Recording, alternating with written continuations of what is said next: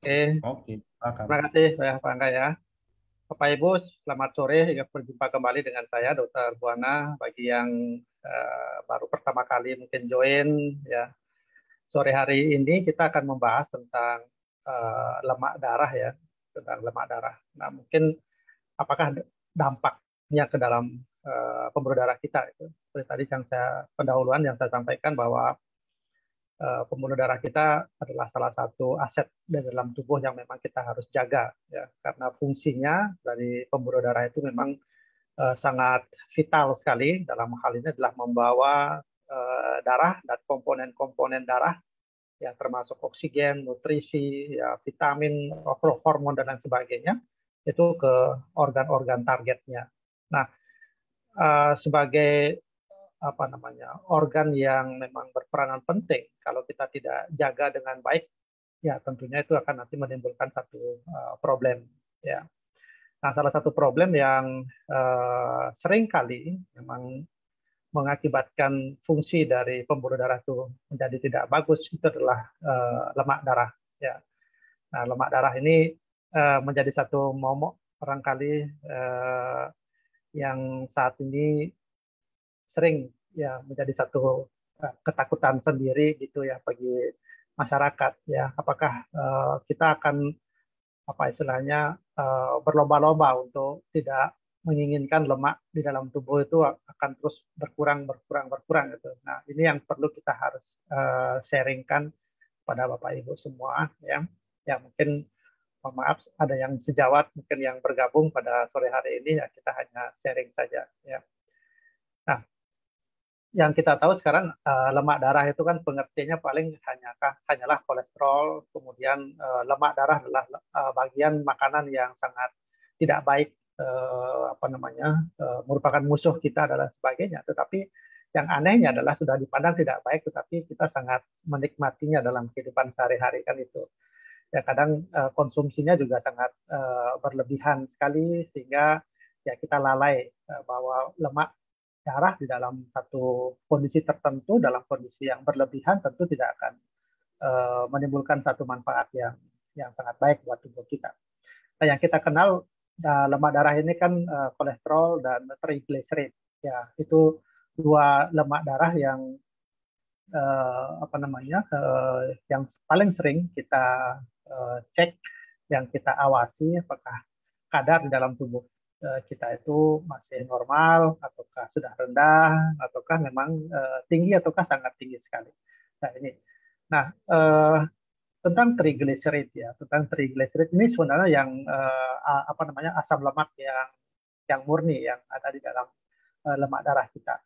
Nah, sedangkan kalau kolesterol itu kan zat lemak yang memang ada di dalam tubuh eh, tetapi menjadi satu bagian dari apa namanya dari lemak darah itu sendiri ya.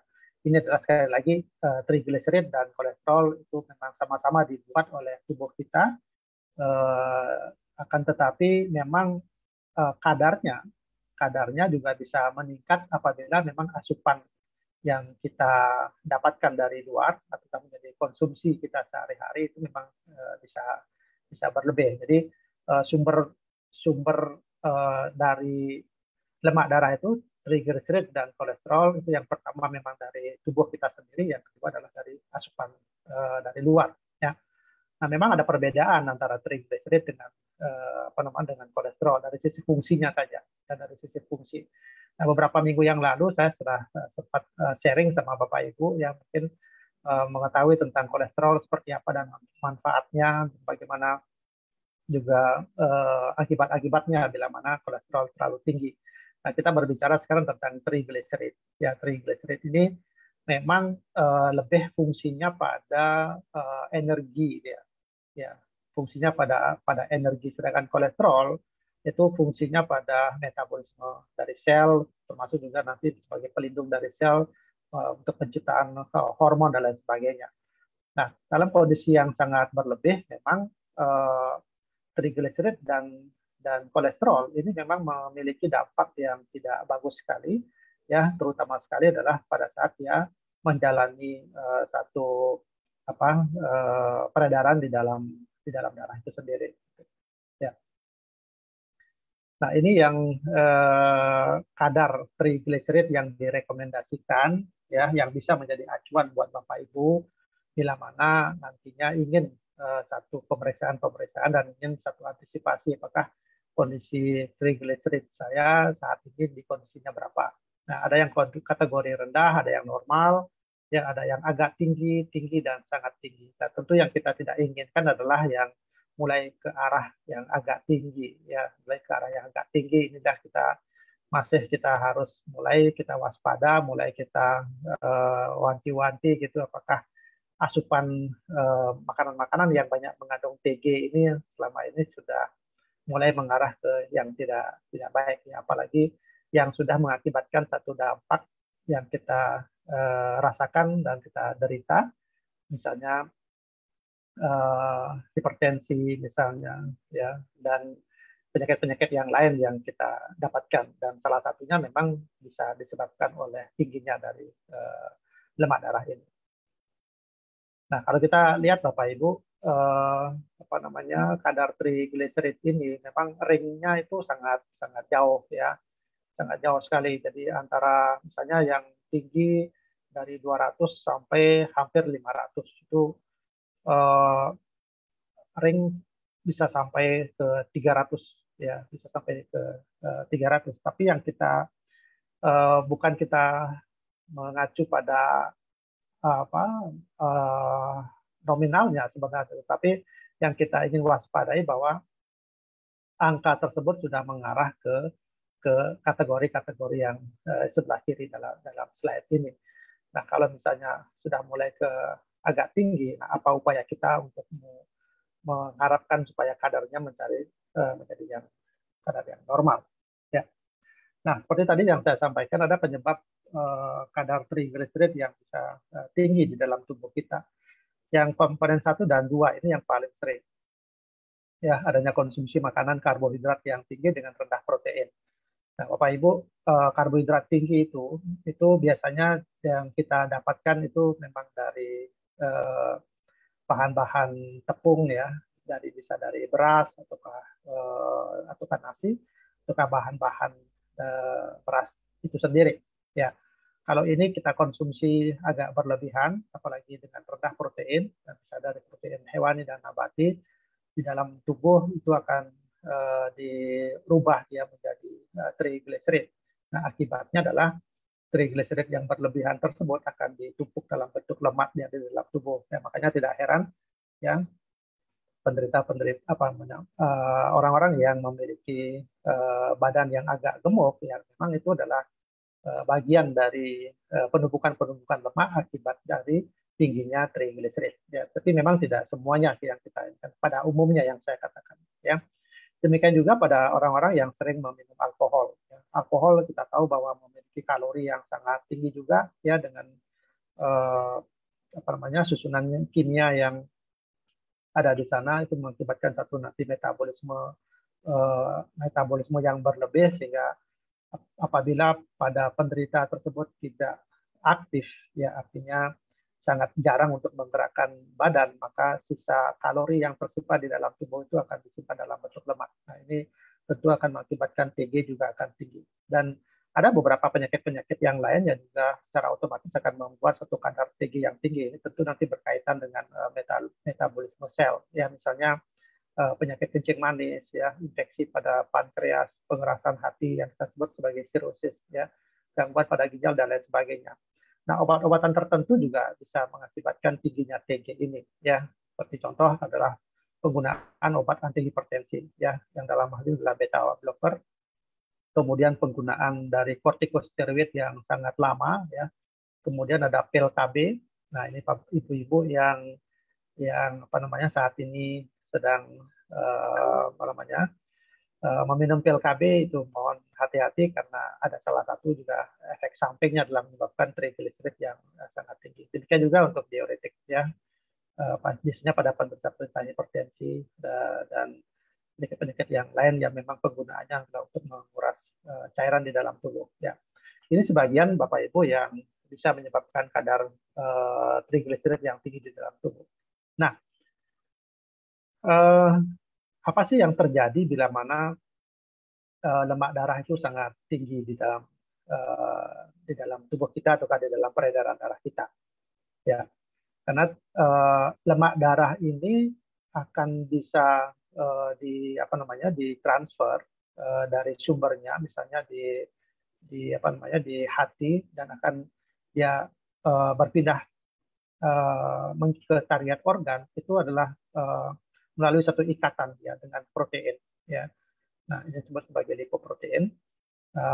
Tentunya tempat alirannya dia untuk berpindah itu adalah di pembuluh darah.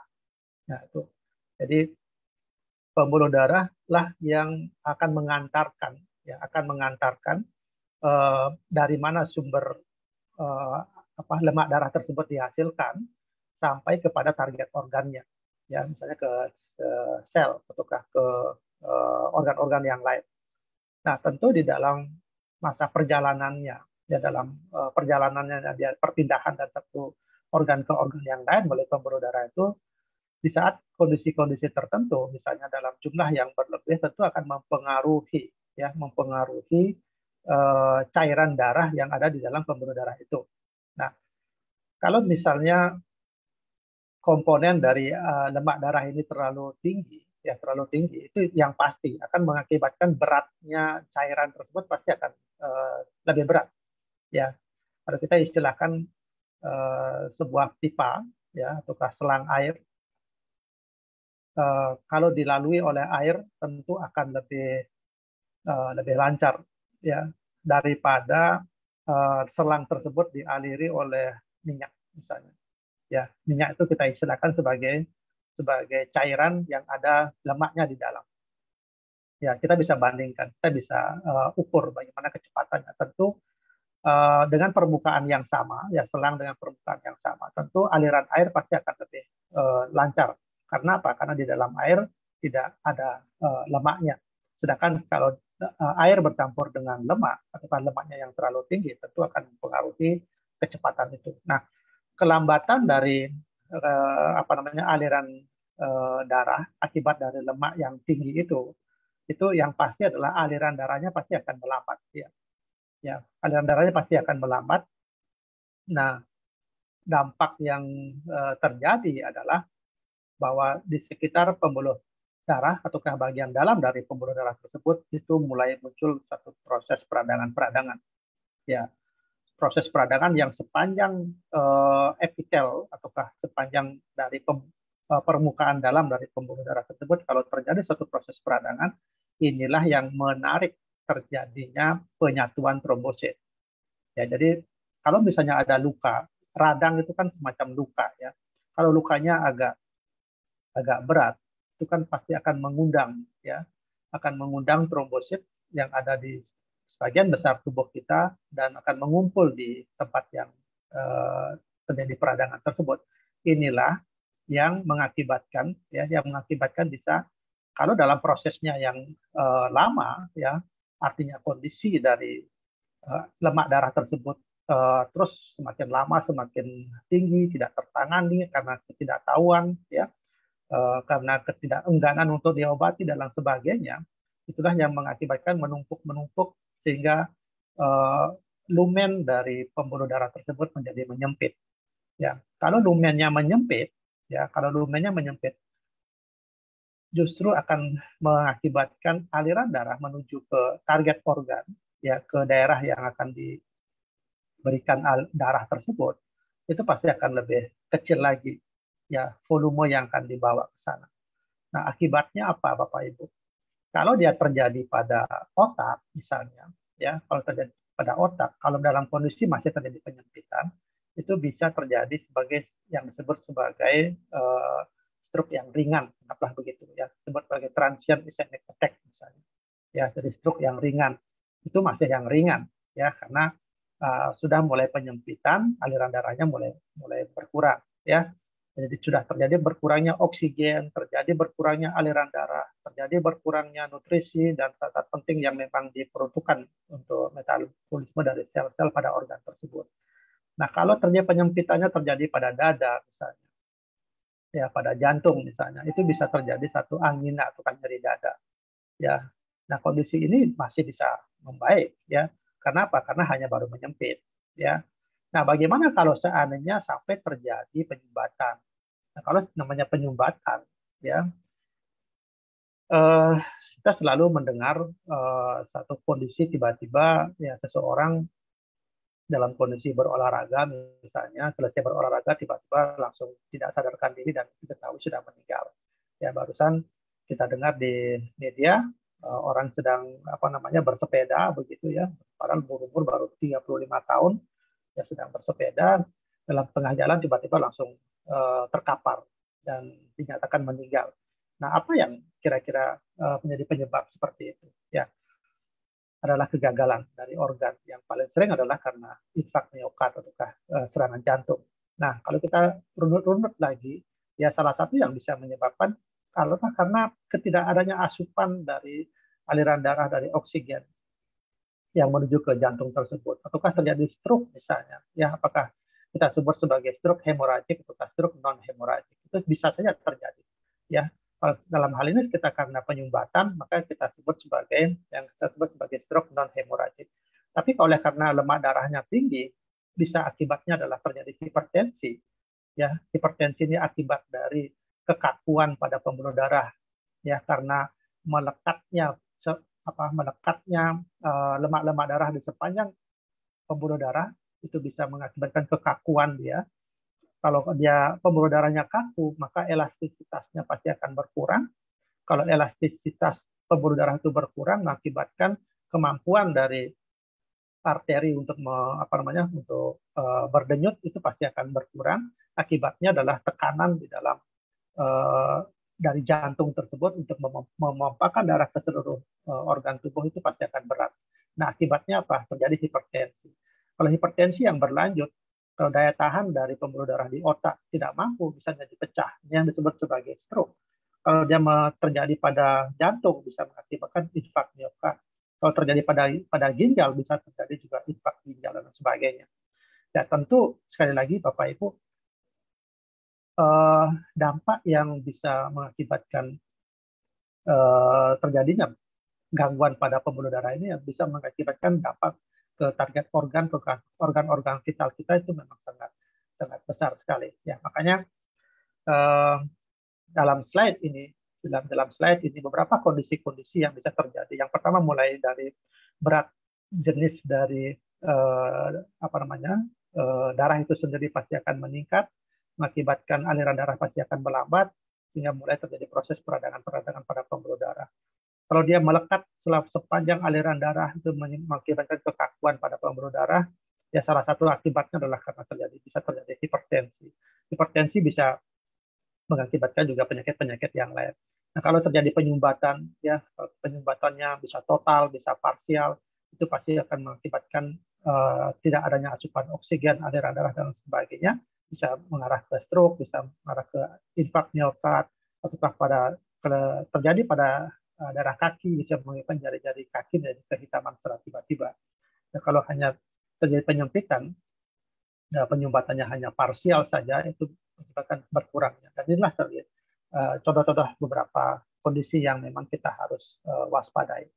Dengan mendengarkan ini, dengan membaca ini, kita harusnya kita mulai aware, Bapak Ibu, ya, bahwa pembuluh darah ini harus kita remajakan. Pembuluh darah ini harus kita lindungi, ya, dari satu kondisi yang dalam hal ini kita bahas tentang lemak darah. Nah, nanti kita akan bahas bagaimana upaya-upaya yang kita bisa lakukan kalau seandainya kita sudah melakukan pemeliharaan pembuluh darah itu.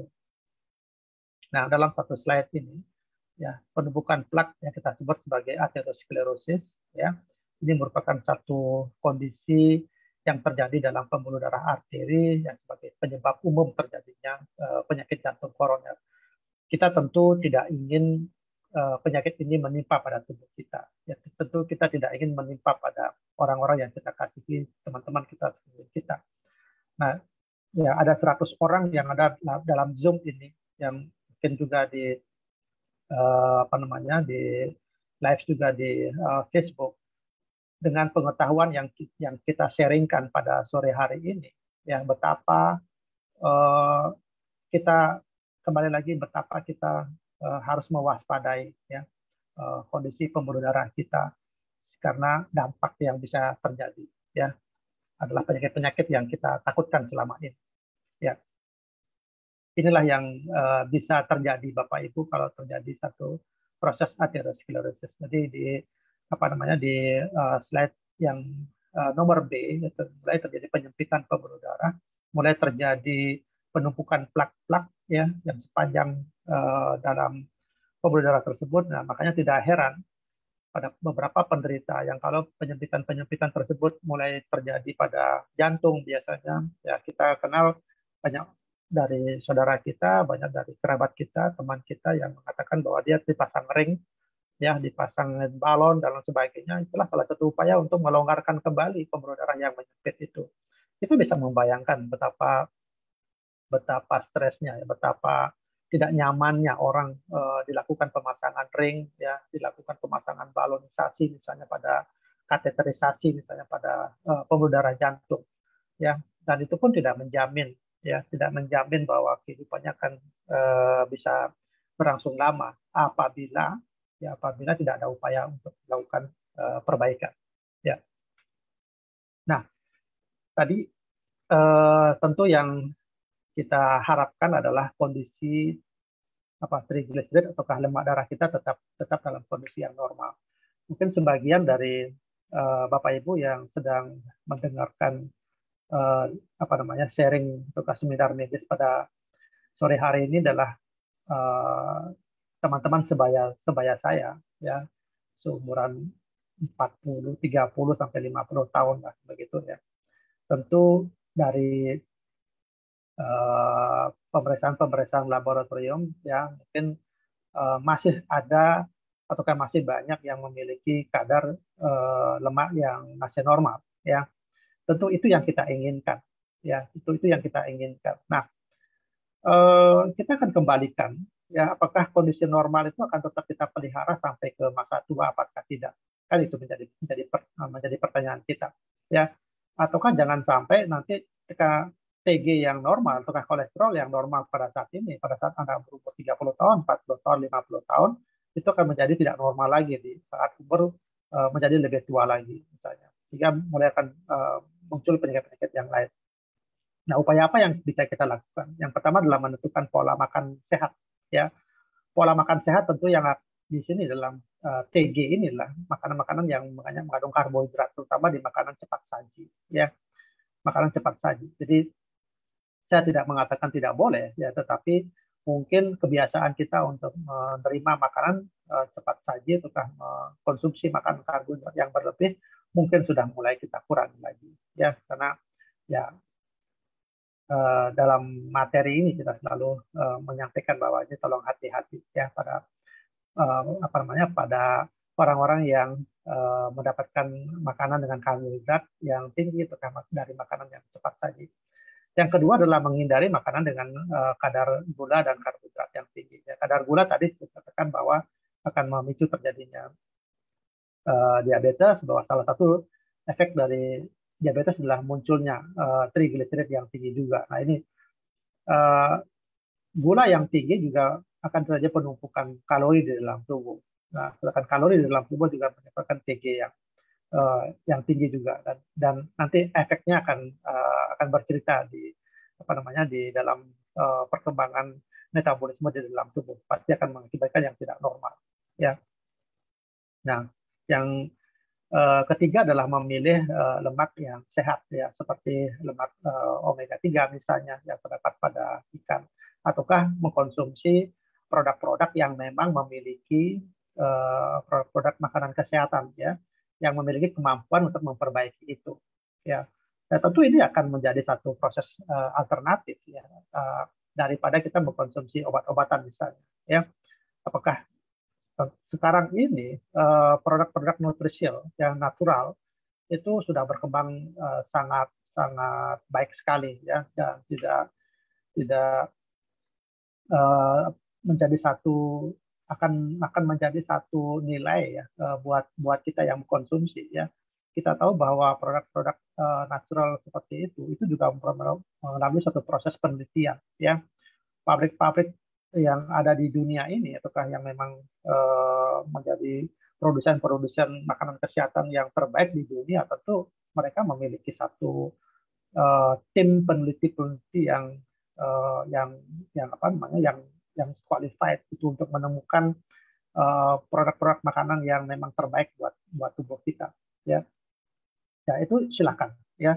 Jadi apapun itu yang kita bisa upayakan untuk memperbaiki, ya sebagai makanan sehat itu dipersilakan. Yang kedua, Bapak Ibu, nah ini yang kadang eh, apa namanya kebiasaan yang sudah kita lakukan, ya melakukan olahraga, ya. Saya katakan melakukan olahraga. Tapi pertanyaan saya adalah secara teratur atau tidak? Ya, ini masalah ngomongin teratur atau tidak. Oh, saya sudah sering olahraga. Olahraganya apa? Oke, jogging. Tapi teratur tidak. Nah, yang di sini yang ditekankan adalah olahraga secara teratur. Ya, disarankan untuk meningkatkan aktivitas fisik, ya, untuk menurunkan kadar triglycerid. Ya, penyebab salah satu penyebab TG yang tinggi adalah karena malas bergerak. Nah, ini yang jadi aktivitas fisik dalam hal ini adalah kita bisa salah satunya adalah melakukan olahraga, tapi dengan olahraga yang teratur. Ya, ini yang uh, seringkali kita lupakan, seringkali kita tidak amini sebagai satu kebiasaan kita. Ya, olahraga oke, tapi yang harus dengan yang teratur. Nah, bagi yang memiliki kadar-kadar lemak darah yang tinggi, ya kalau kita ingin mengupayakan penurunan lemak darah tersebut melalui satu olahraga yang teratur, ya ini ada tips yang bisa dipakai oleh Bapak Ibu, ya. Artinya keteraturan itu seperti apa? Nah, kita akan memakai misalnya denyut nadi, ya. Denyut nadi itu adalah sebagai denyut dari jantung dalam memompahkan darah, ya. Nah, kita ada rumusnya, jadi denyut nadi maksimal yang kita akan capai, ya, nadi maksimal pada usia kita, artinya kemampuan jantung kita berdetak itu disesuaikan dengan umur, ya. Misalnya rumusnya adalah 220 dikurangi usia. Kemudian dari denyut nadi maksimal itu yang bisa kita pakai, yang bisa kita targetkan adalah 50-70%-nya. Anggaplah kita pakai misalnya 60% dari denyut maksimal. Inilah target denyut nadi yang harus kita capai, yang harus kita pertahankan selama sekian waktu tertentu, ya, sekian waktu tertentu. Nah, olahraga yang diharapkan itu adalah 150 menit per minggu, ya 150 menit per minggu. Jadi kalau misalnya Bapak Ibu ingin olahraganya adalah 3 kali seminggu, berarti tinggal dibagi 3 saja, 150 menit dibagi 3, kita dapatnya 50 menit. Jadi setiap kali kita olahraga minimal 50 menit. Ya, ini di luar dari warming up dan cooling down. Nah, jadi tolong, saya sudah olahraga selama 1 jam misalnya, tapi 20 menitnya adalah warming up dan 20 menitnya adalah cooling down. Apakah tercapai? Tentu tidak. Ya, jadi 50 menit itu adalah batasan waktu di mana kita bisa mempertahankan 60% dari denyut nadi maksimal. Ya, denyut nadi maksimal. Nah, kita ambilkan contoh, ya. Misalnya usia saya 50 tahun, ya, denyut nadi maksimal saya adalah di angka 170. Karena 220 dikurangi 50, ya. Jadi 170. Nah, saya ambil 60%-nya, ya. Jadi 60% dikalikan 170 adalah 100 kali per menit. Jadi denyut jantung saya di saat saya olahraga, saya harus pertahankan 100 kali per menit, ya, selama 50 menit. Nah, itu pengertiannya. Jadi jenis olahraga apa yang bisa mempertahankan denyut jantung saya, ya, 100 kali per menit selama 50 menit. Nah, inilah yang bisa untuk dalam artian membakar lemak kita di dalam tubuh kita. Kalau kita membakar lemak, artinya bahwa apa namanya tumpukan-tumpukan lemak di dalam tubuh kita seiring waktu, ya seiring waktu karena olahraga secara konsisten, ya, itu pasti akan mengalami penurunan. Sekali lagi Bapak Ibu, ini adalah boleh dijadikan sebagai satu acuan buat Bapak Ibu, ya kapan kita sudah bisa menjalankan cara itu dengan baik. Nah, ada satu hal yang mungkin bisa saya gambarkan bagaimana hubungan olahraga dengan lemak tubuh. Ya, ini saya inspirasi dari salah satu apa namanya olahragawan terbaik di Indonesia. Ya, jadi ada otot rangka, kemudian ada tulang dan ada lemak. Ya, sekali lagi ada otot rangka, ada tulang dan ada lemak. Nah, kalau yang kita aktifkan, ya, yang kita berolahraga itu adalah otot-otot rangka. Jadi otot-otot yang memang memegang rangka tubuh kita, ya. Jadi ini yang kita aktifkan, yang melekat otot yang melekat pada rangka. Rangka itu kan pasti dari tulang. Nah, kalau kita secara rutin menggerakkan otot-otot rangka, ya, itu akan memperkuat tulang-tulang kita, ya, akan memperkuat tulang kita. Nah, kalau tulang kita sudah kuat, ya, tentu kita lebih banyak untuk beraktivitas, lebih banyak dipakai untuk bergerak, ya, lebih banyak dipakai untuk berolahraga. Nah, kalau olahraganya yang benar seperti tadi, ya, akibatnya lemak di dalam tubuh kita pasti akan berkurang. Ya, demikian juga sebaliknya, Bapak Ibu.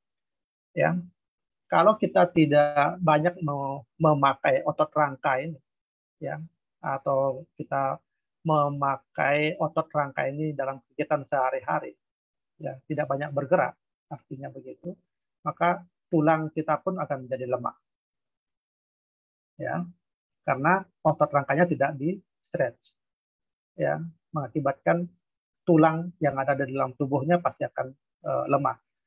Kalau tulangnya lemah, ini pasti akan memalaskan kita untuk melakukan pergerakan, ya, karena dipakai bergerak saja sedikit langsung merasakan sakit, ya, bergerak sedikit langsung sakit.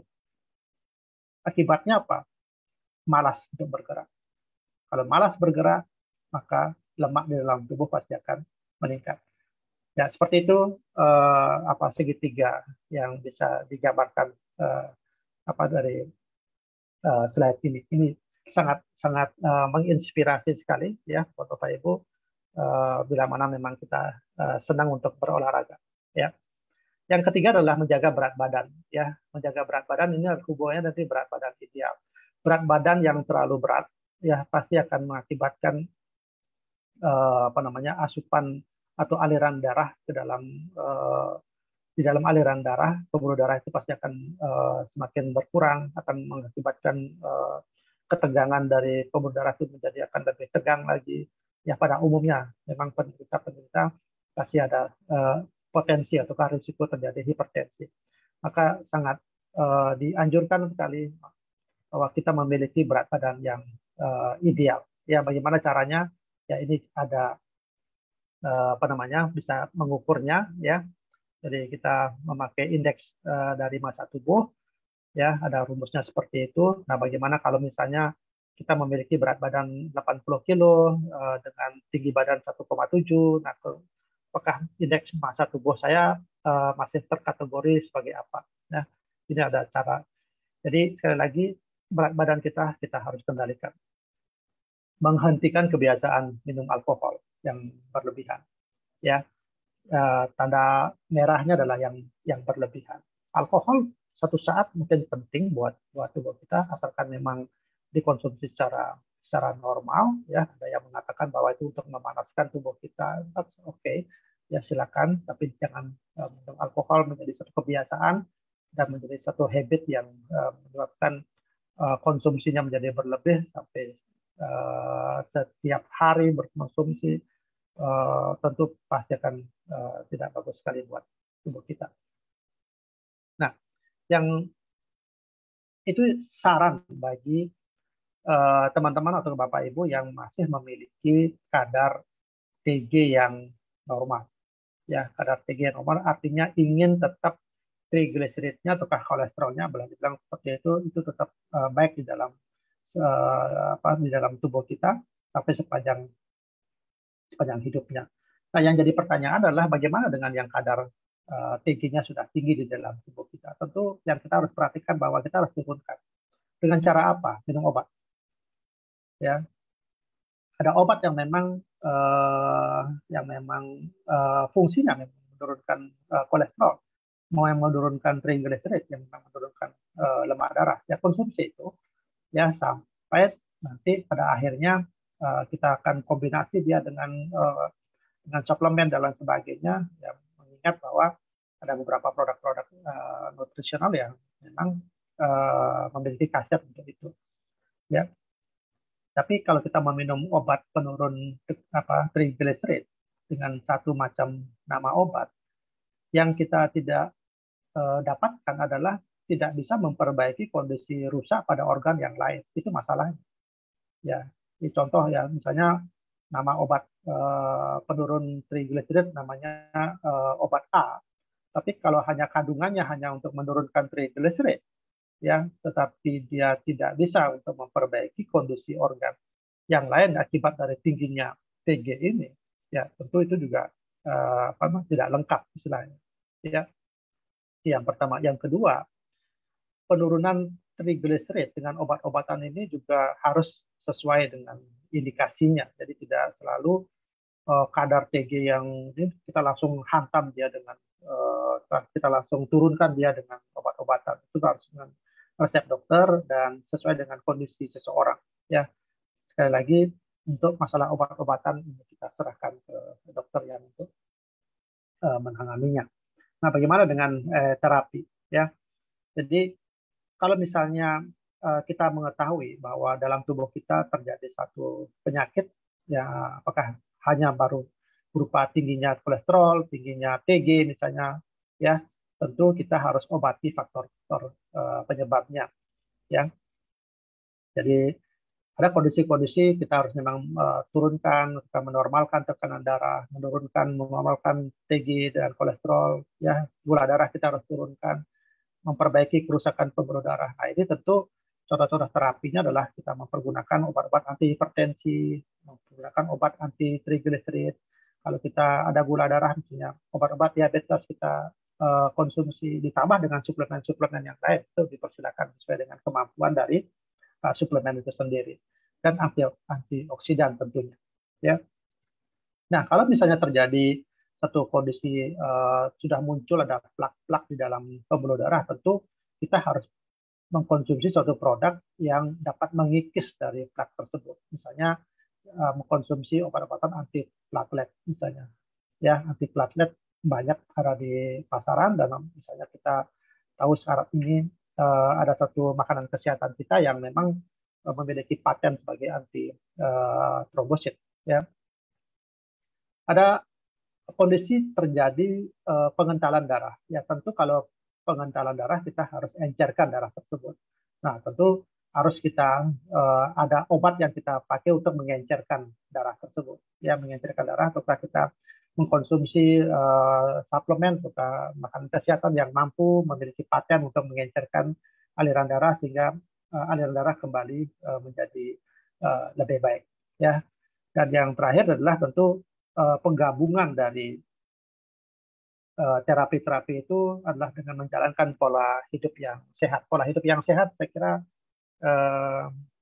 ya kita ketahui bersama, ya seperti tadi yang sudah saya sampaikan, makanan-makanan yang sehat, turunkan berat badan, olahraga yang teratur, istirahat yang baik dan berkualitas, ya hindari kebiasaan-kebiasaan yang merusak kesehatan jangka panjang, misalnya merokok dan minum alkohol. Jadi dengan kombinasi terapi yang seperti ini, Bapak Ibu, ya, saya kira upaya kita untuk bisa menurunkan dampak dari asam lemak yang muncul dalam pembuluh darah kita dan efek-efeknya ke munculnya penyakit-penyakit yang lain itu bisa kita minimalisir. Itu ini tidak mudah ya buat kita semua, tidak mudah buat Bapak Ibu untuk menjalaninya, tetapi ada keinginan kita untuk melakukan satu transformasi ya kesehatan kita. Kita sekarang ada di dalam komunitas AFC, ya tentunya ini tidak hanya kita berbicara tentang bisnis, tidak hanya berbicara tentang produk, tetapi bagaimana kita mentransformasi keinginan kita menjadi lebih sehat kembali. Saya kira kesehatan itu yang paling penting, ya. Karena kalau kondisi kita sehat, apapun yang bisa pekerjaan kita, mencari menjalankan bisnis, mencari apa namanya pekerjaan dan sebagainya itu bisa kita lakukan. Ya. Nah, saat ini tadi kita sudah berbicara tentang obat, tentang upaya-upaya apa namanya upaya-upaya kita untuk tetap menjaga kesehatan kita. Tetapi kita sekarang ini kita diperkenalkan dengan satu makanan kesehatan yang superfood yang sekiranya bisa menjadi pertimbangan buat Bapak Ibu. Ya, nah kenapa kita sebut sebagai superfood? Ya karena yang saya katakan bahwa SOP Subarasi dan Ursukusi itu sebaiknya memang dikonsumsi pada saat kita dalam kondisi sudah terkena satu penyakit yang dalam hal ini adalah baik itu apakah hanya baru tingkat kadar dari asam lemaknya yang tinggi ataukah sudah mengarah pada penyakit-penyakit dampak dari yang lain akibat dari asam lemak itu. Yang saya sarankan adalah konsumsi keduanya. Ya, saran konsumsi keduanya baik SOP Subarasi maupun Ursukusi. Karena ini adalah kombinasi yang tepat untuk menjaga kesehatan pembuluh darah kita. Ya, saya tidak mengatakan bahwa produk yang lain tidak bermanfaat, tapi ini yang kita ketahui, ini yang kita pelajari, ini yang kita dapatkan dari seminar-seminar medis, dari sharing para dokter, ya bahwa produk ini dihasilkan dari suatu proses riset dari peneliti-peneliti kelas dunia, dari sebuah produsen AFC di Jepang. Tentunya tidak perlu kita sanksikan, ya karena apa? Karena kedua produk ini masing-masing sudah memiliki paten fungsi. Jadi bukan hanya paten nama, namanya SOP Subarasi dan Ursukusi, tapi adalah paten fungsi. Artinya siapapun yang mengkonsumsi produk ini itu akan mendapatkan manfaat sesuai dengan patennya. Masalah waktu saja, ya masalah waktu saja. Nah, Bapak Ibu, SOP Subarasi dengan sekian banyak ingredientnya, ya sekian banyak temuan-temuan yang ingredient yang dicampurkan oleh dalam satu kemasan SOP Subarasi ini itu memiliki satu khasiat yang sangat baik sekali. Ya, ada komponen kita sebut sebagai fruit flow peptida. Ya, ini satu peptida yang diklaim memiliki paten untuk anti platelet. Nah, tadi dalam pembahasan yang sebelumnya kita ketahui bahwa anti platelet itu bisa berkumpul akibat dari peradangan dari pembuluh darah akibat dari melambatnya ataukah tertimbunnya melekatnya asam-asam lemak dalam pembuluh darah. Ini yang coba kita cegah melalui konsumsi dari Subarasi ini. Jadi dengan tambahan ada sarden peptide bila mana memang memiliki hipertensi, itu memang sangat bagus sekali untuk menurunkan tekanan darah. Apalagi dari sesi awal bahwa Subarasi ini adalah merupakan upgrade dari SOP 100 yang komponen yang terbanyaknya adalah dari salmon ovary peptide.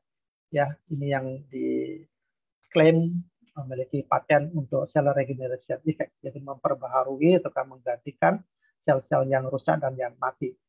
Jadi kalau misalnya terjadi satu kerusakan pada pembuluh darah, kerusakan pada epitel-epitel pembuluh darah, akibat dari satu proses tingginya lemak darah, maka perlu diperbaiki, perlu diregenerasi lagi, dan itulah yang diberikan ataukah yang kita dapatkan bila mana kita mengkonsumsi Subarasi ini. Ya. Jadi sekali lagi produk SOP 100 ataukah dari SOP Subarasi ini dengan tambahan paten baru di hipertensi dan pencegahan penggumpalan darah, ya itu akan bisa membantu ya meningkatkan kualitas kesehatan masyarakat di Indonesia yang pada umumnya memang memiliki penyakit-penyakit degeneratif. Ya. Yang kedua adalah Ursukusi. Ya, Ursukusi kita ketahui ada 9 bahan aktif di sini.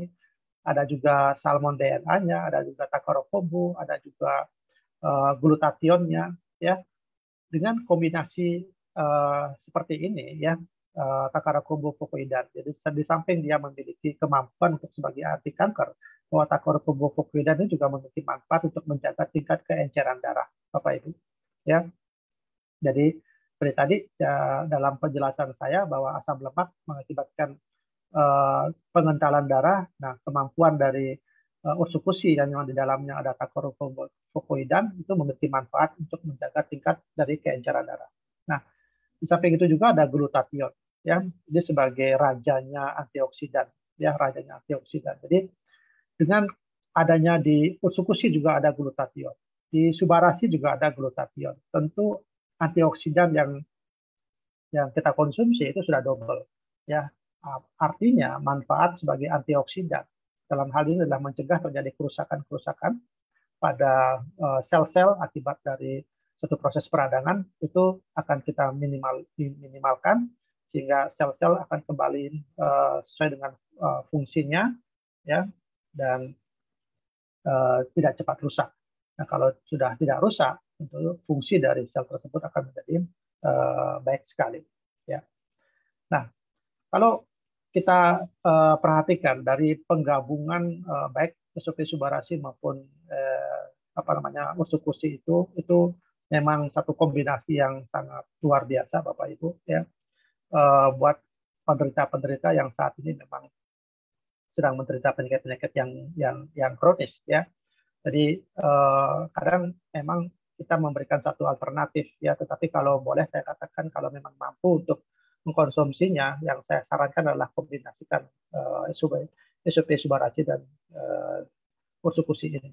Ya, ini satu testimoni saja, Bapak Ibu. Ini orang yang sudah sekian lama menderita satu kolesterol yang tinggi, yang trigliserid yang tinggi, HDL dan LDL yang sedemikian ini. Ini adalah upaya yang sudah dia lakukan. Bagaimana caranya untuk menurunkan? Yang mungkin pemeriksaan yang ini kelihatan masih high, ataukah di HDL-nya masih low. Tapi inilah upaya, ya. Artinya pada sekian kali waktu pemeriksaan ini, sebelumnya memang kolesterol sangat tinggi sekali, ya. Tapi dengan dia lakukan olahraga, konsumsi makan makanan yang mulai sehat, dia perbaiki, dia dengan pola hidup yang sehat, kemudian ada dia kenal sekarang dengan subarashi misalnya dan ursukushi, dia konsumsi secara teratur dan dilakukan pemeriksaan dalam sekian lama, inilah yang dia hasilkan. Memang masih tetap tinggi, tapi kalau kita bandingkan dengan yang sebelumnya itu sangat jauh sekali menurun. Ya, inilah faktanya bahwa tidak hanya memang subarashi dan ursukushi yang mempengaruhi ini, tetapi ada satu kombinasi yang lain, aktivitas-aktivitas yang lain yang bisa dapat membuat satu kondisi menjadi lebih baik lagi. Kondisi saya pun seperti ini, kalau Bapak Ibu bisa melihat perkembangan yang terjadi pada diri saya dari bulan Juni 2019, kemudian saya bandingkan dengan September 2019 sampai saat ini pun saya masih mengkonsumsi produk itu. Ya tentu kalau melihat secara kenyataan, ya memang akan berbeda yang kita dapatkan. Seperti yang saya rasakan secara pribadi, ya, dengan aktivitas saya kembali ke pola hidup yang sehat, dengan olahraga yang teratur, saya katakan, ya, mulai ke mengendalikan stres dan sebagainya, ya, tentu dengan konsumsi subarashi, konsumsi ursukushi, ya, ini adalah satu hasil yang tidak bisa terbantahkan, ya, tentu dengan kondisi yang seperti ini yang kita idam-idamkan, ya, tentu Bapak Ibu ya juga menginginkan satu kondisi yang lebih baik seperti yang saya alami saat ini. Ya, demikian mungkin yang dapat saya sharingkan pada sore hari ini. Kita kembalikan ke Pak Angga untuk kita mulai dengan diskusi. Silakan Pak Angga. Oke, kita mulai tanya jawab ya buat teman-teman yang mungkin mau tanya-tanya. Oh, ini udah banyak sih. Boleh langsung ditulis di kolom chat ya. Mau tanya.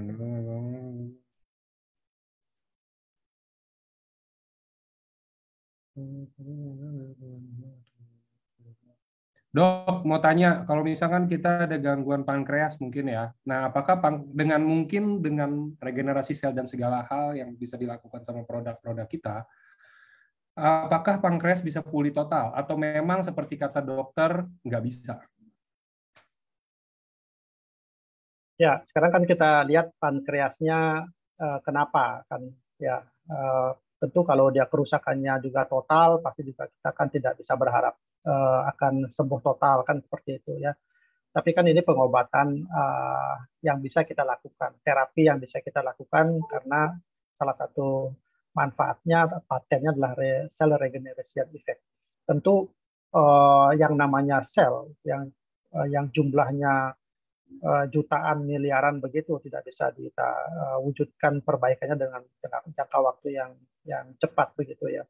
Tapi paling tidak begini Bapak Ibu, kita mungkin tidak bisa mengharapkan pankreasnya mungkin akan membaik, tetapi ada organ-organ yang lain yang dampak dari diabetes itu yang bisa kita harapkan mengalami perbaikan.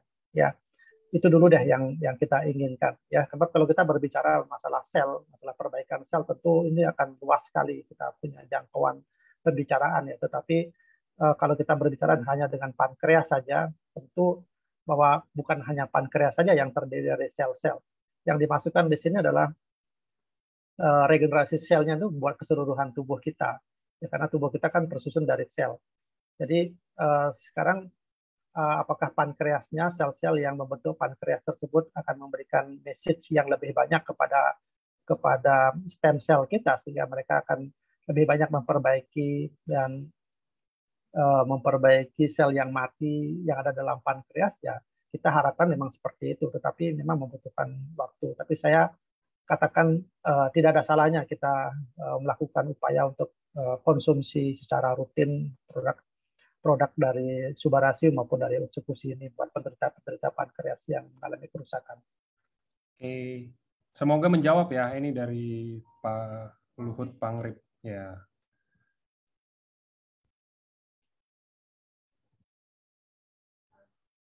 Terus ada yang mau tanya lagi, Dok, kalau paru-parunya masih sama ini, Dok, mau tanya kalau paru-parunya warnanya masih putih karena kayak banyak kena flek akibat COVID, apakah bisa pulih seperti sedia kala, benar-benar normal sebelum kayak kita kena COVID? Nah, terus dia juga mau nanya, baiknya konsumsi yang apa kalau untuk kasus ini? Ya, kalau masih putih warnanya berarti kan masih terjadi proses infeksi atau peradangan pada paru-paru ya. Kalau terjadi peradangan oleh karena bakteri, biasanya kan tetap dikasih obat antibakteri ya, kita sebut sebagai antibiotika. Ya, antivirus biasanya juga diberikan kalau COVID yang untuk saat ini. Ya, kombinasi dari terapi-terapi antibiotika, antivirus dengan apa namanya suplemen yang kita kenal sekarang itu, apakah dengan Subarasi maupun Utsukushi, itu saya kira pasti akan membuat kondisi kita menjadi lebih baik lagi ya. Ya, saya kira saran saya kalau kita ingin mengkonsumsi produknya ini, saya sarankan kedua-duanya ya.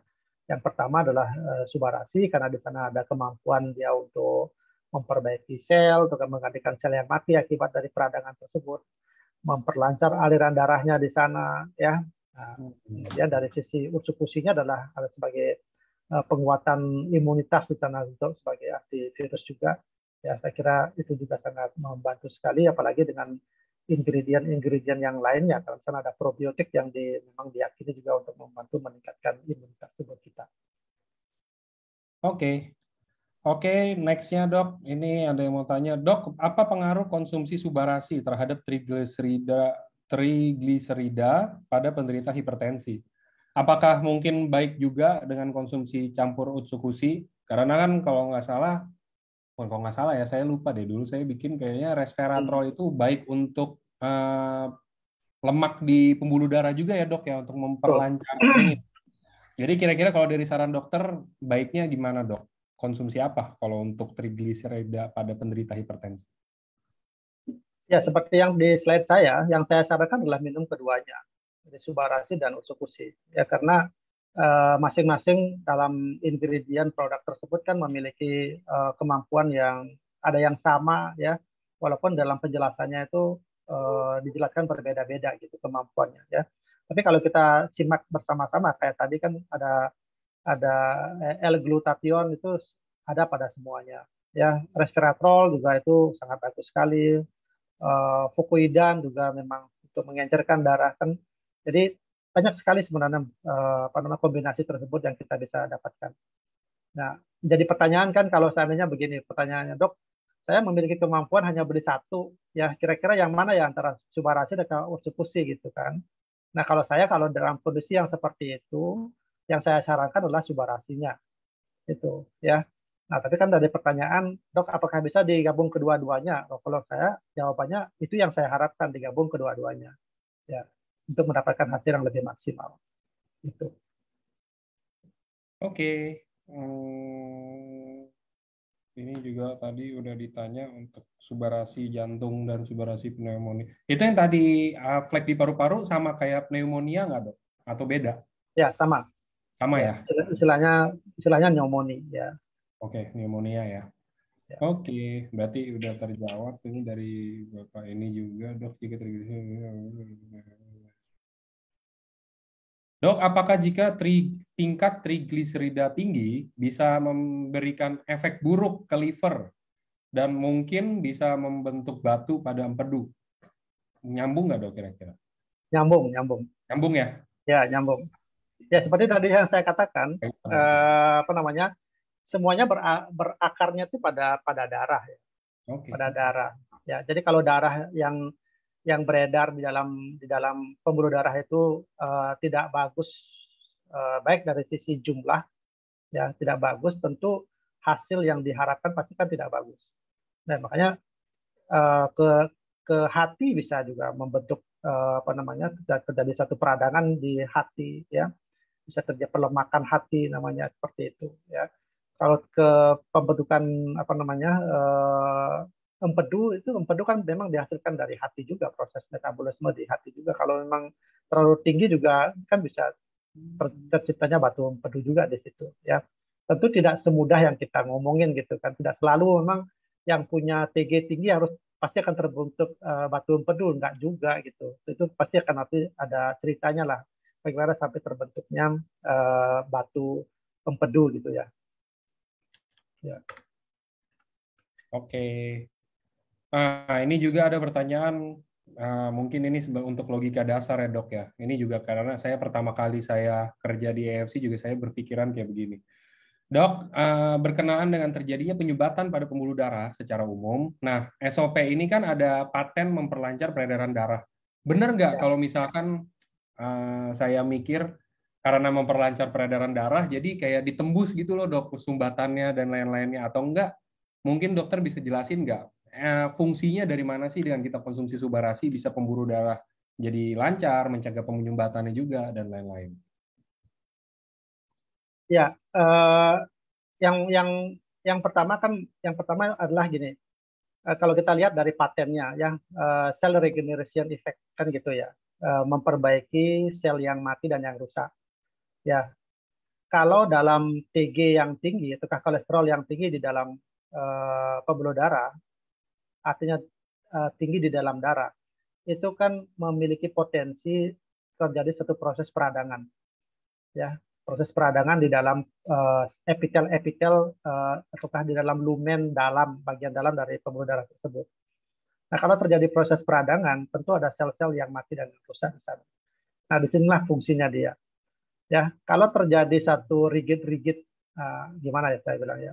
Kalau permukaannya halus, ya, kalau permukaan dari pembuluh darahnya itu halus, tentu aliran darahnya pasti akan lancar kan gitu. Nah, kalau permukaan dalamnya dari pembuluh darah tersebut banyak yang luka-luka, banyak yang terjadi satu proses peradangan, aliran darahnya pasti tidak akan selancar permukaan pembuluh darah yang halus. Itu yang pertama, ya. Yang kedua, melancarkan aliran darah. Kali ini maksudnya adalah gini, kan di dalam Subarasi itu kan ada antiplatelet. Ya, antiplatelet itu adalah artinya mencegah untuk terjadi penumpukan plak lagi yang lebih berat lagi. Ya, kemudian akibat efeknya adalah aliran darah itu apa namanya akan semakin lebih bagus lagi ya, seiring dengan lancarnya aliran darah akibat dari regenerasi tadi itu ya, mengakibatkan plak-plak yang muncul tersebut itu bisa lama-lama dia akan terkikis lagi kan ya, akan terkikis sehingga plaknya menjadi hilang ataukah dia dilebur lagi menjadi komponen darah ya. Nah itu ilustrasinya seperti itu. Jadi kalau terjadi hipertensi misalnya, ini kan hipertensinya diperbaiki, diturunkan tensinya ya. Tadi saya jelaskan bahwa hipertensi salah satunya akibat kekakuan dari pembuluh darah. Nah, kalau proses kekakuan ini dihilangkan sedikit demi sedikit, aliran pembuluh darahnya menjadi lebih permeable, istilahnya, menjadi lebih elastis, tekanan darahnya menjadi lebih turun. Ya, akibatnya apa? Aliran darah menjadi lebih lancar lagi. Gitu. Ya, uh, apa ya? Menjelimet sedikit lah, gitu istilah-istilahnya apa? Enggak, kalau kita berbicara. Tapi asik juga kalau Bapak Ibu Ya, sampai bisa menikmati ini penjelasan begini. yes. Jadi pokoknya intinya kesimpulannya itu yang tadi saya bilang, artinya mungkin logika orang awam ya dok ya, itu berarti salah Ya, ya. Maksudnya bukan dengan memperlancar peredaran darah, terus jadi kayak peredaran darahnya benar-benar jadi deras kayak air terjun, terus penyumbatannya ke apa nembus gitu, enggak gitu kan dok ya? enggak sih. Nah, Bukan berarti benar. begitu. Ya, Oke. Apakah kalau olahraga yang tepat untuk orang 40 tahun ke atas? Kayaknya nggak ada batasan yang kayak gimana ya dok kalau 40 tahun ke atas kalau untuk olahraga. ya sesuaikan dengan kondisi kondisi tubuh kita ya. Misalnya gini Pak, enggak. Mungkin dia umur-umur 20 tahun kita kalau bermain sepak bola itu 90 menit mungkin tidak ada artinya gitu ya. Tapi kalau kita umur 40 tahun disuruh bermain sepak bola 60 menit aja mungkin sudah ngos-ngosan. Jadi ya kita jangan memaksakan diri untuk bermain sepak bola maksudnya gitu. Ya, mungkin kita cari alternatif olahraga yang lain sesuai dengan kemampuan dari kita. Nah, tadi di rumus itu sangat sangat ide sekali ya, sangat bagus sekali yang kita pakai ya. Jadi 220 dikurangi 40. Misalnya kan jadi kan 180 ya. Nah, 180 60%-nya ya itu yang antara 120 ya. Nah, sekarang pilih olahraga yang kira-kira bisa mempertahankan denyut jantung kita di denyut jantung 120 kali per menit ya, secara rutin ya. Kalau main sepak bola itu kan ada jedanya ya. Di saat kita berlari mungkin denyut jantungnya lebih dari 120. Tapi di saat kita beristirahat itu akan berkurang lagi dia di bawah dari 100 misalnya. Nah, ini kan tidak konsisten. Yang kita harapkan itu adalah konsisten ya, di atas 120 selama 50 menit tadi. Kalau misalnya kita olahraganya 3 kali dalam seminggu. Ya, tapi kalau setiap hari kita bisa olahraga, ya misalnya 7 hari, setiap hari kita olahraga, jadi 150 dibagi 7 kan hanya 20 menit saja. Kita bisa olahraga dengan kondisi yang seperti itu. Nah, itu yang kita bisa pakai patokan ya. Konsisten, teratur, itu yang paling penting. Ya. Oke. Jadi nggak ada kayak apa ya kategori yang tepat, nggak ada yang kayak sesuatu yang nggak boleh dilakukan gitu juga maksudnya teman-teman. Jadi kesimpulannya tuh untuk yang 40 ke atas disesuaikan aja. Kayak misalkan nih Ya. contoh, misalkan saya umur 55 tahun atau bahkan mungkin let's say kita bilang saya umur 60 tahun. Tapi saya emang udah kebiasaan fitness gitu loh, kayak nge-gym, habis itu yang treadmill ya kan, kardio dan lain-lain emang udah kebiasaan dari muda. Terus saya emang nggak ada gangguan yang bisa mengganggu aktivitas saya yang itu. Ya berarti nggak ada halangan juga buat saya melakukan itu sampai nanti mungkin saya umur 50 atau 60 gitu kan maksudnya. Tapi kalau misalnya sekarang kita bilang, oh iya kaki saya kayak engselnya udah pernah ada gangguan, entah karena apa ya zaman dulu. Terus nggak usah kita ngomongin umur 40.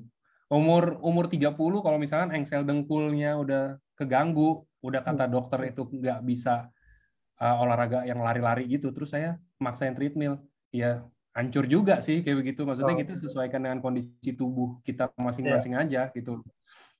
Dan Bagi yang baru ingin, ini kan begini kan, ini baru kita selesai Zoom ya istilahnya ya. Oh, yes. baru saya ingin bergaya hidup sehat gitu kan. Salah satunya adalah melaksanakan olahraga. Nah, yang Ya, tadinya tidak pernah olahraga, sekarang kita mau olahraga. Nah, ini kita harus pilih-pilih ya, pilih-pilih olahraga yang mana yang paling sesuai buat Bapak Ibu ya. Nah, itulah Betul, yang saya katakan yang paling bagus di antara dari olahraga yang kita jalani itu adalah ini apa aerobik, jogging aerobik ya. Itu ya. akan konsisten, itu bisa ini apa bisa menjaga ritme, bisa menjaga denyut jantung ya kalau misalnya ingin memulainya itu. Tapi saya sarankan jangan memilih yang kardio, yang olahraga kardio karena kalau yang pemula langsung ke kardio itu ada satu keterkejutan nanti dari jantung, dari pembuluh darah yang akibatnya nanti yang lain-lain. Kita tidak mengharapkan itu. Ya, Oke. Kayak saya makanya kalau bahas kayak begini nih saya jadi ingat kemarin itu saya ada baca-baca artikel dan nonton YouTube. Saya ada lihat teman-teman pasti tahu lah. Maksudnya orang yang emang udah citranya di Indonesia ini yang badannya keker gede dikit-dikit kayak oh badan lu gede mau kayak Aderai apa yang kayak gitu nih Aderainya ngomong dia udah umur 50-an kalau nggak salah kemarin saya dengar. 52 tahun ya. Ya, 52 tahun ya dok bener ya. ya, Dan dia di Bali juga kan ya dok sekarang rata-rata ya. ya, Ya, ya, jadi kayak dia cerita dok, maksudnya kayak saya udah umur segini, tapi saya benar-benar olahraga. Maksudnya olahraganya itu kayak nge-gym atau apa. Banyak orang bilang itu kayak nge-gym, itu hanya untuk membesarkan otot dan gak ada ngaruh ke kesehatan sama sekali. Tapi dia ya, bilang, saya nge-gym, umur sekarang saya, teman-teman saya semua ada yang kena diabetes, ada yang kena gangguan jantung dan lain-lain, tapi saya nggak ada. Padahal saya nge-gym tuh kayak setiap hari emang, dari saya muda dia ya, bilang. Cuman kayak emang nge-gymnya mungkin ya cuman sejam, setengah jam apa yang kayak gitu asal adanya. Tapi ternyata itu ngaruh ya dok ya. ya. Maksudnya dengan Itu kita ya. olahraga, otot juga jadi otot berkembang. Terus apa gitu, saya lupa deh. Dia ada ngomong itu menarik sih. Jadi dari sambungannya gitu loh dok, dari otot berkembang, terus apa? Ya, Tiba-tiba munculnya di pembuluh darah sama jantung. Wah saya juga bingung tuh gitu. ya itu dalam segitiga itu saya Iya, iya. mengambil kirinya apa aderai itu saya bisa jelaskan ke sana. Jadi memang yang di stretch itu harusnya otot-otot rangka. Jadi otot-otot yang melekat pada tulang itu yang harusnya di stretching ya setiap Oke, setiap hari secara rutin. Kalau kardio itu bukan bukan otot rangka yang di stretch. Ya itu otot-otot tertentu yang di stretch itu. Nah, oke, makanya oke. kalau kita stretch otot-otot rangka, maka tulang-tulang itu pasti akan kuat ya. Nah, kalau otot-otot tulang kalau tulang kita kuat, tentu aktivitas apapun itu pasti akan enak kan. Jadi tidak terasa Betul. sakit. Jadi mau olahraga apapun kita menjadi enjoy gitu kan. Nah, kalau itu teratur, kita kita sesuai olahraganya dengan yang sebagai acuannya itu, tentu harapan kita kalau kita memang menurunkan lemak darah yang ada dalam tubuh kita itu pasti akan tercapai. Nah, Hmm, begitu pula sebaliknya gitulah. Gitu. oke. Dari itu. Bonus lagi teman-teman nih, kalau yang belum olahraga, kalau nge-gym bonus lagi. Ini kan kapan lagi? Kita udah umur 40, umur 50, tapi badan masih bagus kan? Boleh-boleh tuh kayak Ya. gitu ya kan. Kalau ntar kita ke tempatnya Dokter Buana banyak pantai kan, ya nggak malu juga kan? Maksudnya udah berumur itu, tapi badan masih fit kan itu satu nilai plus yang jarang orang punya juga loh maksudnya. Itu kan Oh, bisa jadi nilai plus juga. ya, ya. Oke, kalau kanker gimana? Ke Kalau kanker, jelas kankernya kita harus tahu dulu kanker apa dan dua-duanya bagus sih ya dok kalau untuk kanker ya. Maksudnya kita bukan overclaim dengan konsumsi produk kita terus kankernya hilang nggak begitu ya dok. Cuman Nah, kalau uh, kalau untuk cancer ya, apalagi cancernya penderitanya udah lama begitu ya, yang pasti kan penderita tersebut mengalami gangguan nutrisi gitu ya. Nah, kalau sudah terjadi gangguan nutrisi, kansernya tambah berat ya tentu kalau ingin konsumsi produknya AFC ya tentu kedua-duanya yang kita sarankan gitu. oke. Kalau untuk wasir dan katarak dok, kalau untuk wasir sih kayaknya sih emang tetap harus dioperasi ya kayak wasir itu. Ya, Apa kalau kita kalau bisa wasir bantu pencernaannya juga mungkin dok? ya kalau wasir memang ada ininya, ada grade-grade-nya kan ya. Kalau grade 1 mungkin masih masih bisa apa namanya tidak harus operasi gitu ya. Tapi kalau memang grade-nya 4 itu kan itu memang sudah harus di apa namanya dioperasi. Sebaiknya memang harus dioperasi. Tapi kan kadang begini, pasien kadang banyak banyak banyak ingin memilihnya gitu. Kalau kalau saya nggak mau operasi, ada nggak produk yang bagus sekali gitu kan. Jadi, jadi kadang saya sering ditanya sama teman gitu kan, Dokter Buana, saya kena wasir nih, ada nggak obat yang paten sekali untuk menghilangkan wasir saya? Waduh, ini kalau saya mengatakan kalau wasir kalau sudah terjadi begini sebenarnya sih harus dioperasi. Saya nggak mau operasi. Ya ditawarin produknya Subarasi, udah minum Subarasi coba deh itu.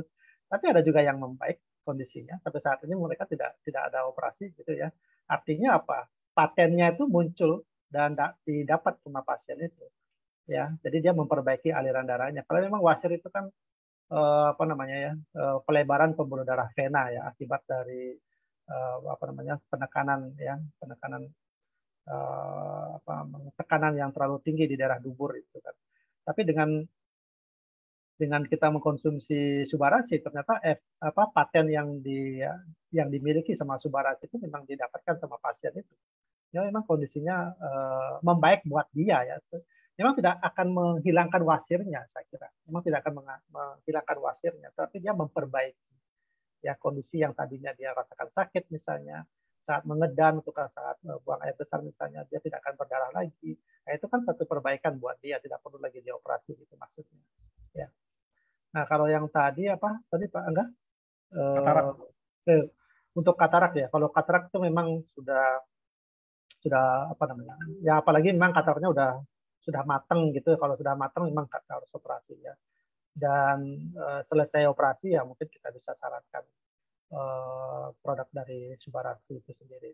Tapi kalau di awal-awal misalnya kataraknya mulai muncul dan diketahui ya secara tidak sengaja oleh dokter mata misalnya, mulai kita konsumsi ya berarti kan masih ada sel-sel mata lensa di mata itu yang masih membaik atau memang ada perbaikan-perbaikan kan ya tidak usah untuk dilakukan operasi gitu kan.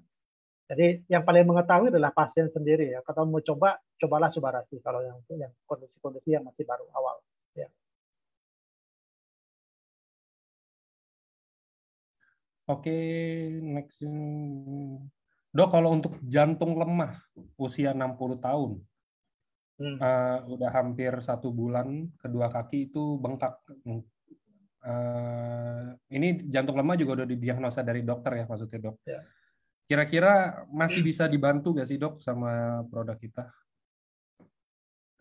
Jantung lemah ya, congestive heart failure namanya. Biasanya sih itu karena sudah mulai ada hipertensi di sana. Tentu tidak akan tentu tidak berdiri sendiri penyakit yang seperti begini ya. Itu sudah multifaktorial istilahnya. Ya kalau saran saya kalau mau mengkonsumsinya ini minum kedua-duanya Pak. Ya minum kedua-duanya. Nah apa namanya? Kenapa saya sarankan kedua-duanya? Itu tuh di sana ada manfaat-manfaat yang ingredient-ingredient yang terjadi apalagi anak pasien umurnya 60 tahun ya. Jadi usia sudah lanjut, asupan nutrisi sudah mungkin akan berkurang dan sebagainya. Tentu organ-organ yang lain juga akan mengalami kerusakan-kerusakan atau kelemahan-kelemahan fungsi kan. Jadi makanya kalau yang kondisi seperti ini kombinasi antara Subarasi dengan Utsubushi itu kan baik sekali membantu ya. Oke.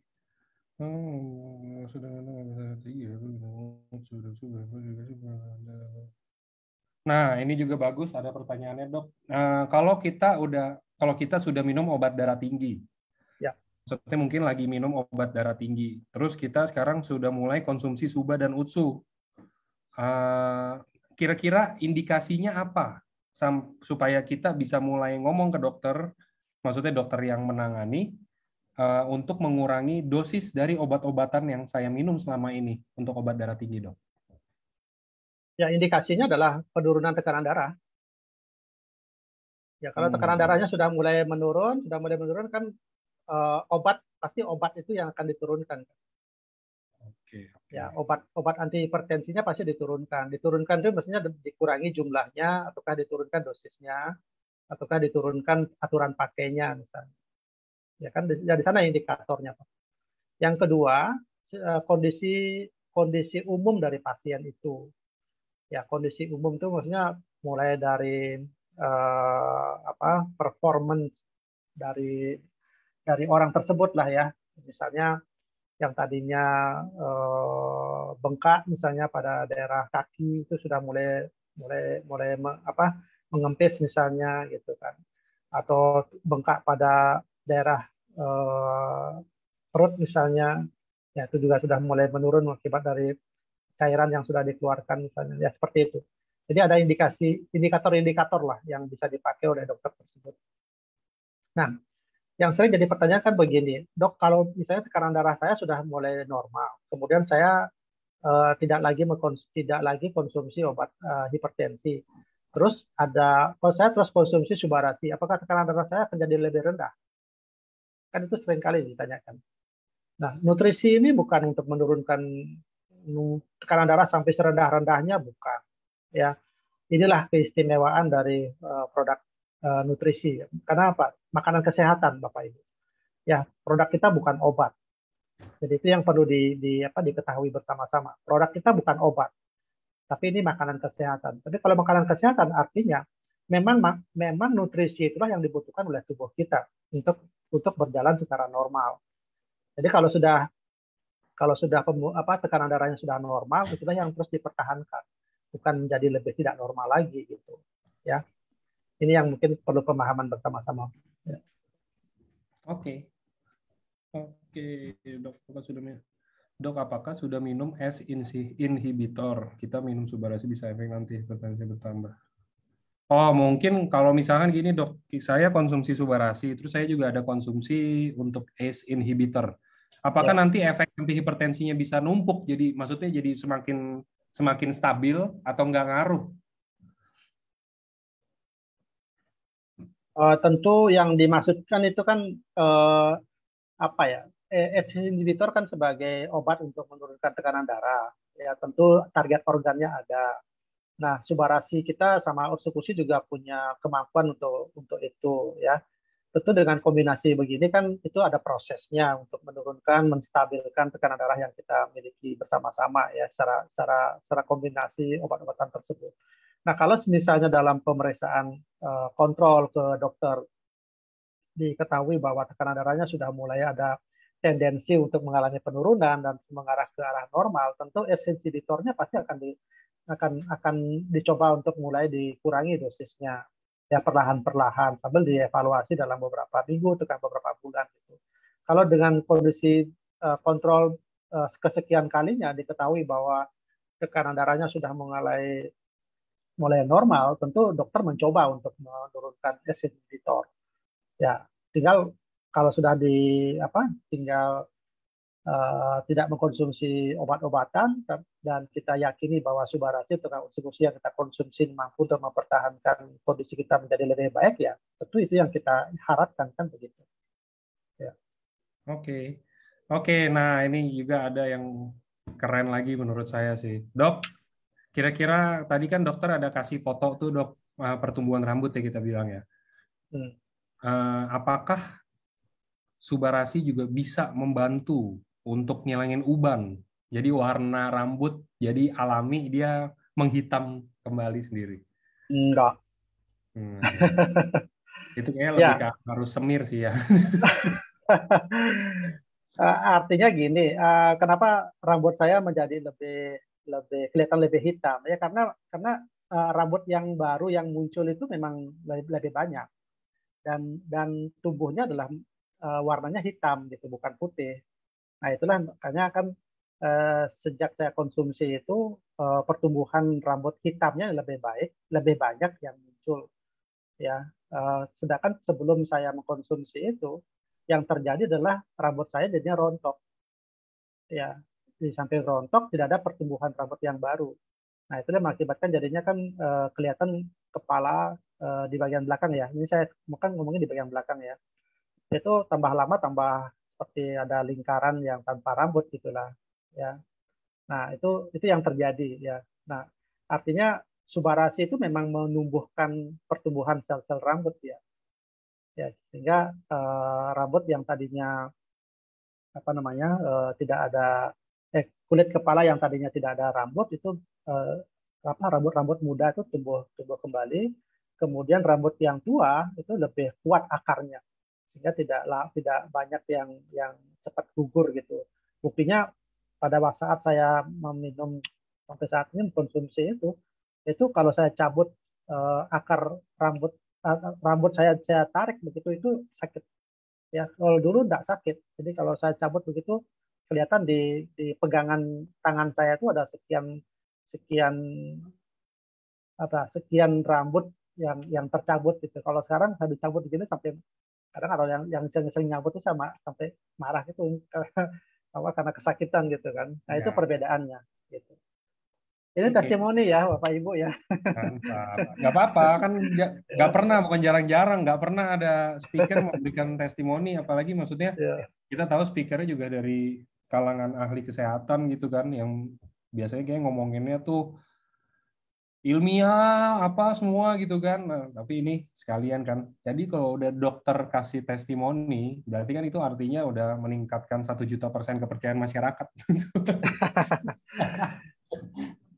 mungkin mungkin testimoni masalah rambut itu sudah banyak ya. Tapi yang saya alami sendiri bukan hanya rambut sih sebenarnya. Ya, Hmm. masalah masalah kulit ya, masalah kulit itu sangat jelas saya rasakan. Kecerahannya, apa namanya kekenyalannya gitu ya. Mungkin kalau saya sandingkan dengan teman yang berumur 50 tahun ya mohon maaf mungkin saya menyatakan saya lebih lebih bagus kualitas ya dalam dalam tubuh saya gitu kan.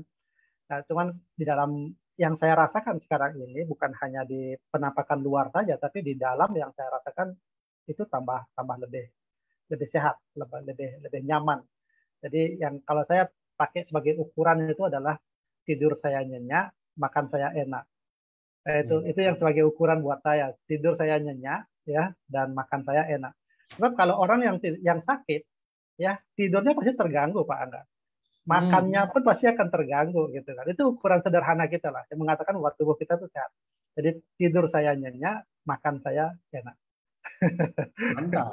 Terus Betul. udah kayak gitu, udah meningkatkan meningkatkan beberapa persen untuk kesehatan tubuh juga ya. Maksudnya kalau kita udah gitu. Oke, next. Nah, ini juga nih, Dok. Dok, masih tentang penyumbatan pembuluh darah. Nah, kata dokter, mungkin ini kata dokter yang merawat, sumbatan pembuluh darah nggak bisa hilang. Terus gimana? Apakah subarasi dan usus-usus tetap berfungsi? Kalau dokter yang menangani mungkin sampai udah bilang nih sumbatan pembuluh darah nggak akan bisa hilang. Emang ada ya dok? Maksudnya sumbatan pembuluh darah yang nggak bisa hilang atau mungkin sulit hilang gitu? Ya, sulit hilang ada. Ya, Hmm. tapi yang sudah hilang juga banyak kan. Iya. Ya, dari cerita-cerita atau testimoni dari pasien-pasien yang mengkonsumsi subaratu maupun usukusi kan. Jadi Hmm. rencananya mau dipasang ring gitu, tiba-tiba setelah diteropong, kok nggak ada sumbatan ya gitu kan. Jadi Oh dokternya iya. juga heran-heran juga kan. Iya, iya, betul, Ya, betul. kita mau ngomong apa kalau kalau memang kenyataan seperti itu kan. Jadi kita pun meyakini bahwa yang mentestimoni juga jujur kan, terhadap karena ini kan masalah pengakuan gitu kan ya. Ya itu. Yang kedua seperti Pak Budi Darwin misalnya, yang tadinya sudah ada penyumbatan, tapi setelah mengkonsumsi ini nggak jadi dipasang ring gitu, malah kondisinya tambah sehat gitu misalnya kan. Nah itu siapa yang membantah itu? Karena beliau sendiri sampai saat ini bertambah sehat kok beliaunya. Ya kalau kita tahu kalau terjadi penyumbatan, sumbatannya nggak bisa hilang-hilang gitu kan faktor risiko terjadi terjadi cardiac arrest atau infark miokard seperti itu kan. Nah itu. Tapi ini kan sekali lagi ini paten ya. Jadi paten artinya kelancaran dari aliran darah tersebut itu kan pasti akan didapatkan oleh semua orang yang mengkonsumsi. Ya ini cuman masalah waktu. Ya masing-masing orang juga berbeda kondisi kondisi tubuhnya, sakitnya pun juga berbeda-beda. Ya, nah itu masalah ini yang tidak bisa kita samakan kondisi tersebut. Ya. Oke. Oke, next. Dokter Buana, kalau EGFR-nya 50 mili per menit per 101,73 meter. Sudah dibawa rujukan, tapi tetap boleh minum SOP Subarasi kah? Thank you. Saya kurang paham nih dok. Mungkin Ya, ini masalah EGFR. masalah filtrasi ginjal ya. Hmm. Masalah filtrasi ginjal. Jadi saya kira tidak ada salahnya, tidak ada yang dirugikan. Ini sekali lagi Bapak Ibu ya saya sampaikan bahwa produk AFC ini bukan obat. Ya, orang kalau punya penyakit ginjal pasti memang ada batasan-batasannya. Tidak boleh minum obat ini, obat itu. Tapi ini kan makanan kesehatan. makanan yang memiliki ingredient yang terpilih untuk dijadikan sebagai nutrisi yang memang bermanfaat buat kesehatan kita, yang terdiri dari sel-sel tubuh kita itu. Itu yang harus kita sadari bersama-sama gitu. Jadi kalau saya sih kekhawatiran kita terhadap sakit apapun itu, misalnya ya sepanjang itu memang adalah sebagai makanan kesehatan, nggak ada salahnya kita konsumsi. Oke.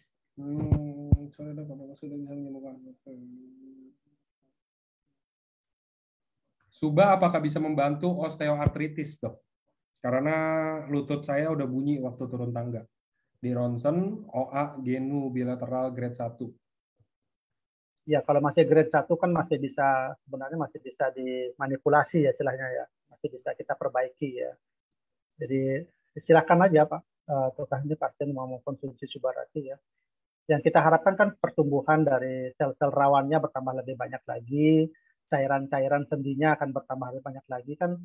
Intinya kan begini, namanya cell regeneration effect itu ataukah pembuluh darahnya, aliran darahnya ke daerah tersebut yang mengalami kerusakan itu diperbaiki kan.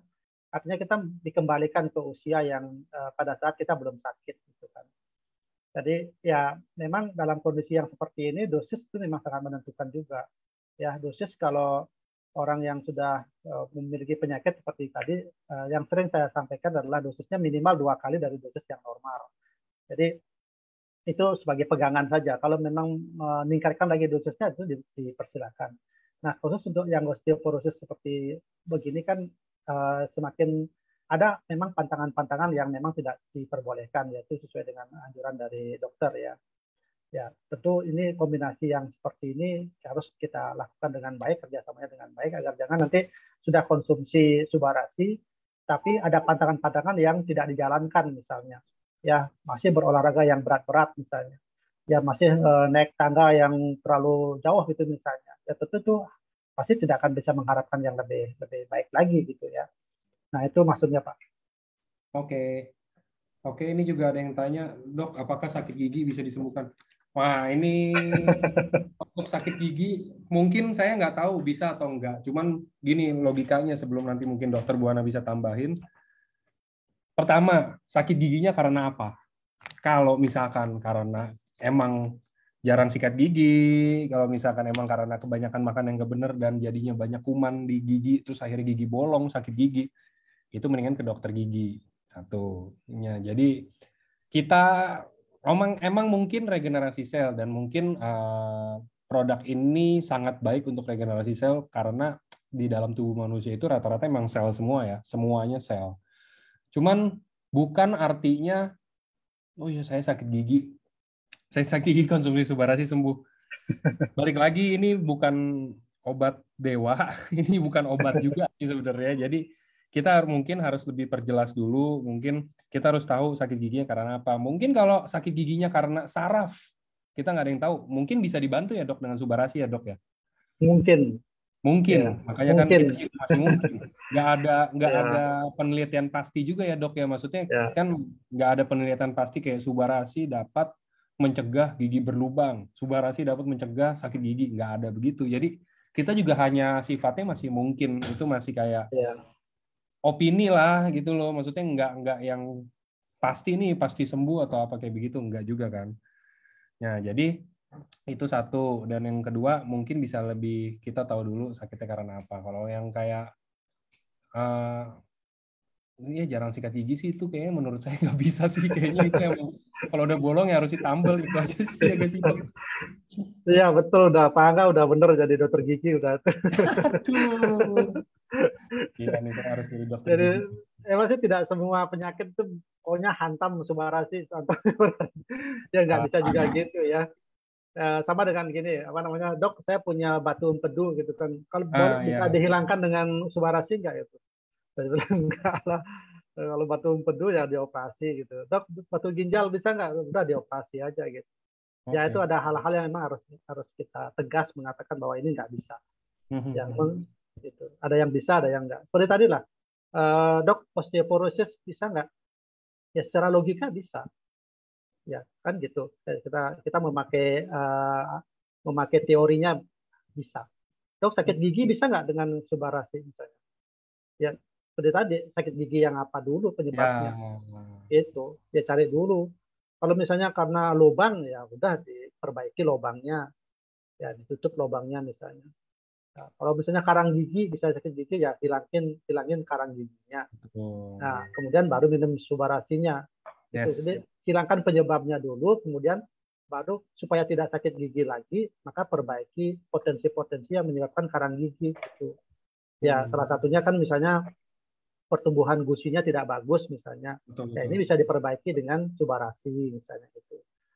Kalau ada saraf giginya yang mengalami masalah, misalnya kan kalau saraf gigi yang bermasalah kan menjadi bengkak dia, ya pembengkakan, ya tentu harus ke dokter gigi, ke konservasi gigi misalnya, diperbaiki sarafnya. Ada pembengkakan saraf di situ, boleh nggak dengan konsumsi? Boleh, silakan. Mau pakai usukusi silakan, karena di sana ada L-glutathione sebagai antioksidan untuk pembengkakan kan. Itu boleh juga, karena tapi Ya, bukan itu yang menghilangkan gitu maksud betul, saya. betul, betul. Kita harus menghilangkan itunya dulu sih, apa maksudnya Sumbernya, sebab sebabnya, utamanya ya. ya Jadi gitu. bukan sesimpel itu teman-teman, mungkin kalau ya saya juga sih nggak bisa diinin juga, kayak saya awal-awal juga regenerasi sel. Anggap regenerasi sel ini contoh ya, tapi contohnya mungkin menurut saya ekstrim. Contoh gini, kayak kita umpamain gigi atau bahkan mungkin jari, kita bilang mungkin ada yang kena diabetes terus jarinya diputus, diamputasi gitu ya kita bilang ya. Terus apakah dengan kita konsumsi subarasi jarinya akan numbuh lagi? Kebetulan kita diciptakan kan manusia ya, kita bukan cicak. Jadi itu Ya, bukan regenerasi sel seperti itu mungkin ya dok ya. Maksudnya betul. regenerasi sel itu kan bisa dari banyak hal. Mungkin kayak nggak semua juga sih, nggak semua yang ada di dalam tubuh ini bisa terregenerasi juga. Mungkin nggak semua, ada beberapa yang kayak contoh, saya pernah ada bikin, oh iya kalau liver atau hati emang bisa meregenerasi sendiri. Jadi kita tuh hanya Ya. mengamplify. Jadi kita itu subarasi ini hanya memperkuat regenerasi. Jadi maksudnya apa sih memperkuat regenerasi? Ini pengetahuan umum buat teman-teman. Maksudnya memperkuat regenerasi itu untuk hal-hal, untuk sel-sel atau organ-organ yang mungkin emang dari sananya diciptakan sama Tuhan emang bisa meregenerasi sendiri. Nah, kita ini hanya memperkuat, bukan hal-hal yang tadinya nggak bisa regenerasi terus karena kita konsumsi subarasi terus jadi bisa regenerasi lagi. Nggak begitu. Jadi kita hanya amplify sih. Maksudnya kayak memperkuat regenerasi yang memang organ atau selnya sudah bisa meregenerasi dari sananya. Mungkin kayak begitu ya dok ya. Betul. Yes. Jadi mungkin bisa membantu teman-teman juga mungkin pengetahuan umumnya tentang subarasi ya. Oke.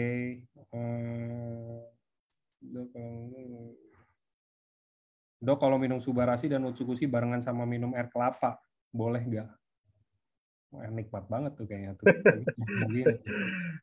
Ah, kok nggak ada pertanyaan yang lain, apa ditanya gitu gitu. Gak apa-apa sih sebenarnya, maksudnya mungkin gini loh dok, maksudnya saya tahu Ah, arah pertanyaannya dok. Arah pertanyaannya mungkin ah, kalau orang-orang biasa kan bilang kelapa itu untuk menetralisir ya dok ya. Jadi ya. mungkin dalam dalam pikirannya sebelum bertanya ini mungkin mereka berpikirnya kalau subarasi dan utsukushi ini kayak semacam obat dok. Jadi apakah dengan saya sambil minum kelapa itu mungkin jadi nggak berfungsi produk kita atau apa? Mungkin ke arah sana ya, mungkin saya nggak tahu. Ya, kalau pertanyaannya yang seperti begitu, apakah kelapa akan menurunkan khasiat dan sebagainya? Ya, Yes, yes, itu mungkin yes, akan yes. lebih berkualitas lah pertanyaan. Ya, Makanya kita harus kompak eh, nih dok. Nggak apa-apa, saya bantuin ya, kompak. ya. Saya kira masih masih masih dalam proses yang wajar aja sih, kalau air kelapa dicampurkan dengan ini, boleh-boleh saja sih. Kan sesama makanan, sesama minuman juga kan. Gitu. Yang Yes. kadang yang masih menjadi gini kan kekhawatiran kan, kalau obat-obatan misalnya, boleh nggak kalau saya sedang minum obat begini, kalau dicampur dengan subarasi, utsukushi, bisa dicampur nggak gitu.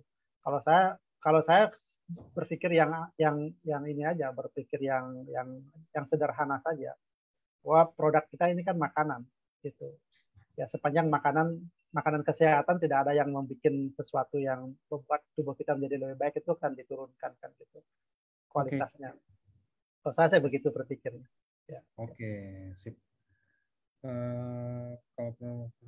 Kalau kalau perlemakan hati, apakah bisa berkurang dengan konsumsi suba dan utsu? Kalau perlemakan hati. Ya, ya tidak hanya selalu apa konsumsi itu ya, tapi itu kan bisa memang membantu. Tapi ada upaya-upaya yang lain yang dilakukan. Yes, betul. Sebab utamanya tuh yang tadi kita udah Ya, bahas, pokoknya apapun penyakitnya, apapun gangguan kesehatan ya, yang kita harus tahu itu bukan kita boleh konsumsi suba atau utsu. Pertanyaannya bukan itu, karena nggak ada batasan mungkin ya dok. Bisa dibilang nggak betul. sih dok, nggak ada batasan ya kalau untuk Ya, mengkonsumsi suba dan utsu ya. Maksudnya kan nggak ada dokter batasan. dokter Buana juga udah sering banget ngomong, sering banget pas kita lagi seminar gini bilang balik lagi kita harus tahu kondisi tubuh kita juga, maksudnya sebelum kita konsumsi gitu loh, karena yang tahu kita doang, kecuali kita emang udah ke dokter. Dan beberapa mungkin ada yang nanya, dok saya mau konsumsi Subarasi, kan mungkin beberapa dokter pasti udah tahu, karena produk kita ada di MIMS kan, pasti udah kenal deh rata-rata tuh dokter-dokter gitu. Terus ada yang bilang, nggak boleh nih, nggak boleh campur Subarasi, contoh misalkan, itu mungkin baru bisa dipikirkan sih, baru boleh kita bertanya gitu loh ke yang mungkin dokter lain atau ahli kesehatan lain. Kenapa kok dokter ini bisa bilang nggak boleh konsumsi Subarasi? Itu kalau kalau subjektif ya dokternya, maksudnya kayak benar-benar ngomongnya Subarasi ya, AFC ya, oh nggak boleh. Nah itu baru boleh mungkin dipertanyakan. Tapi selama nggak ada dokter yang ngomong kayak begitu, berarti kan nggak ada batasan, benar nggak sih dok? Betul, Maksudnya betul. nggak ada batasan kita boleh konsumsi atau enggak. Kalau misalkan kita ada gangguan penyakit ini, boleh atau enggak, boleh atau enggak, boleh atau enggak. Boleh nggak campur utsukusi? Dokter Buana pasti sangat senang untuk berkata sangat boleh, pasti gitu dong. Ya kan, maksudnya kayak dok saya Iya, sendi saya terganggu dok, apakah saya boleh campur dengan utsukusi? Nggak mungkin dong dokter Buana bilang nggak boleh, karena utsukusi iya. bisa bikin sendi Anda ntar makin sakit. Ya itu nggak Orang mungkin. kita dalam kondisi sehat aja dianjurkan untuk mengkonsumsi itu kan. Itu fungsinya untuk Betul, apa? Ya betul. mempertahankan kesehatan kita. Apalagi orang yang sakit kan gitu. Betul. Logikanya kan begitu. Yes. Kontribusi ingatan sedang kanker. Kasus bayi 8 bulan itu saya. Nah, kalau untuk bayi mungkin ada lebih sedikit batasan karena bayi mungkin takarannya nggak bisa seperti kita orang dewasa, dok. Kalau itu Betul. mungkin bisa tanya ini ya. Kalau misalkan ini ada kasus bayi umur 8 bulan menunjukkan gejala cerebral palsy, apakah bisa diberikan Subarasi? Berarti Bisa, takarannya bisa. mungkin bisa dikasih nggak dok? Takarannya ini Ya, mungkin kayak setengah dari orang dewasa atau seperempat atau berapa gitu tempat. loh dok? Ya, bisa kita mulai dari dosis yang kecil dulu lah. Ya. Yes.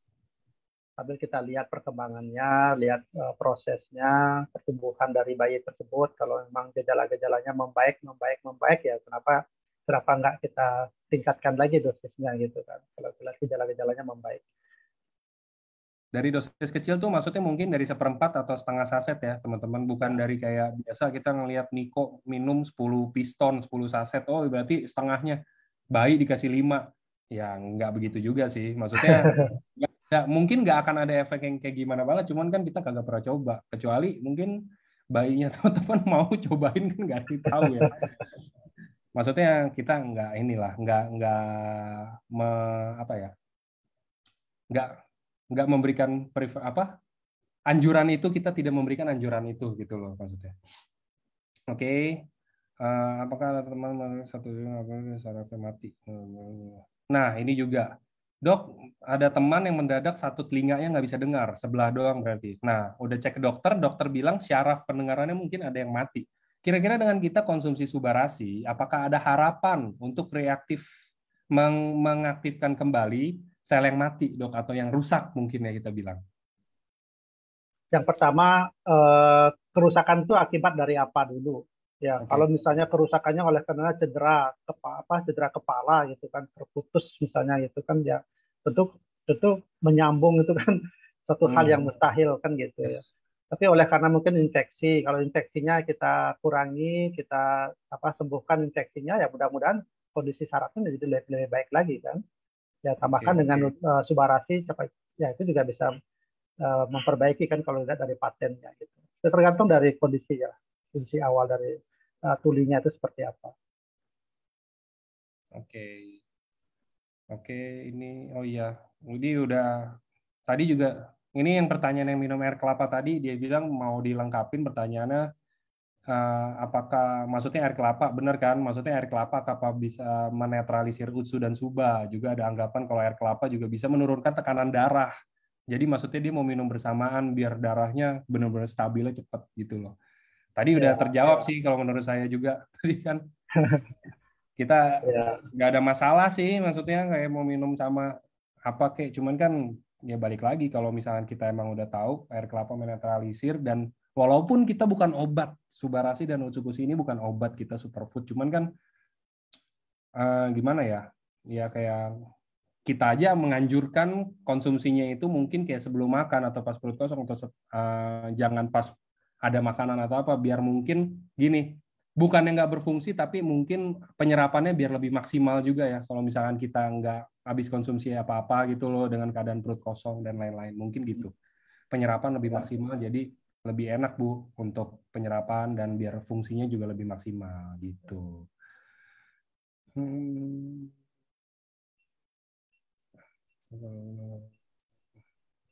Dok, kalau gendang telinga rusak karena pukulan orang-orang.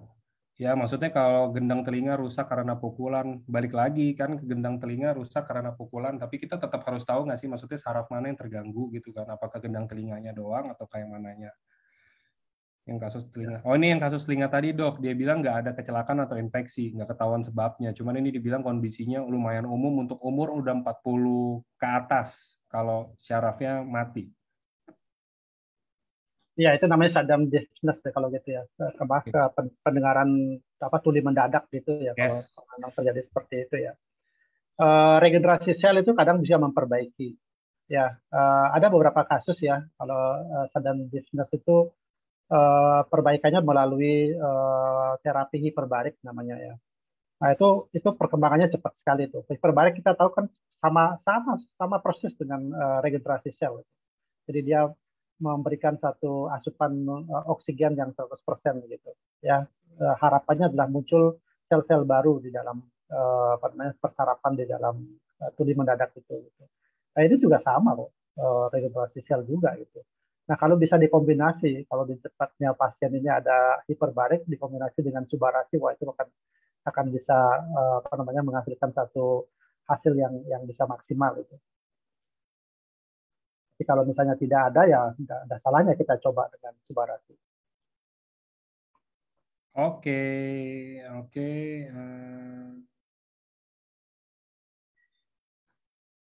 Nah, ini untuk pertanyaan penutup saya harus pilih karena sudah last question, saya harus ini dulu. Sebelumnya mungkin saya mau minta maaf ya buat teman-teman yang pertanyaan mungkin nggak terjawab, tapi menurut saya sih kayak dikit, nanti bisa ditanyain di meeting berikutnya karena ini kita udah 45 menit kita tanya jawab dan menurut saya itu sudah sangat lama dan banyak banget dari tadi kita tanya jawab dan hari ini saya akuin pertanyaannya keren-keren sih, maksudnya Ya, ya, pertanyaannya ya Dok, maksudnya menambah wawasan juga untuk yang lain-lain mungkin yang nggak nanya gitu kan, nggak apa-apa, itu ya. justru pertanyaan-pertanyaan yang gitu yang kita cari. Nah, ini hyperbarik tuh tulisannya betul.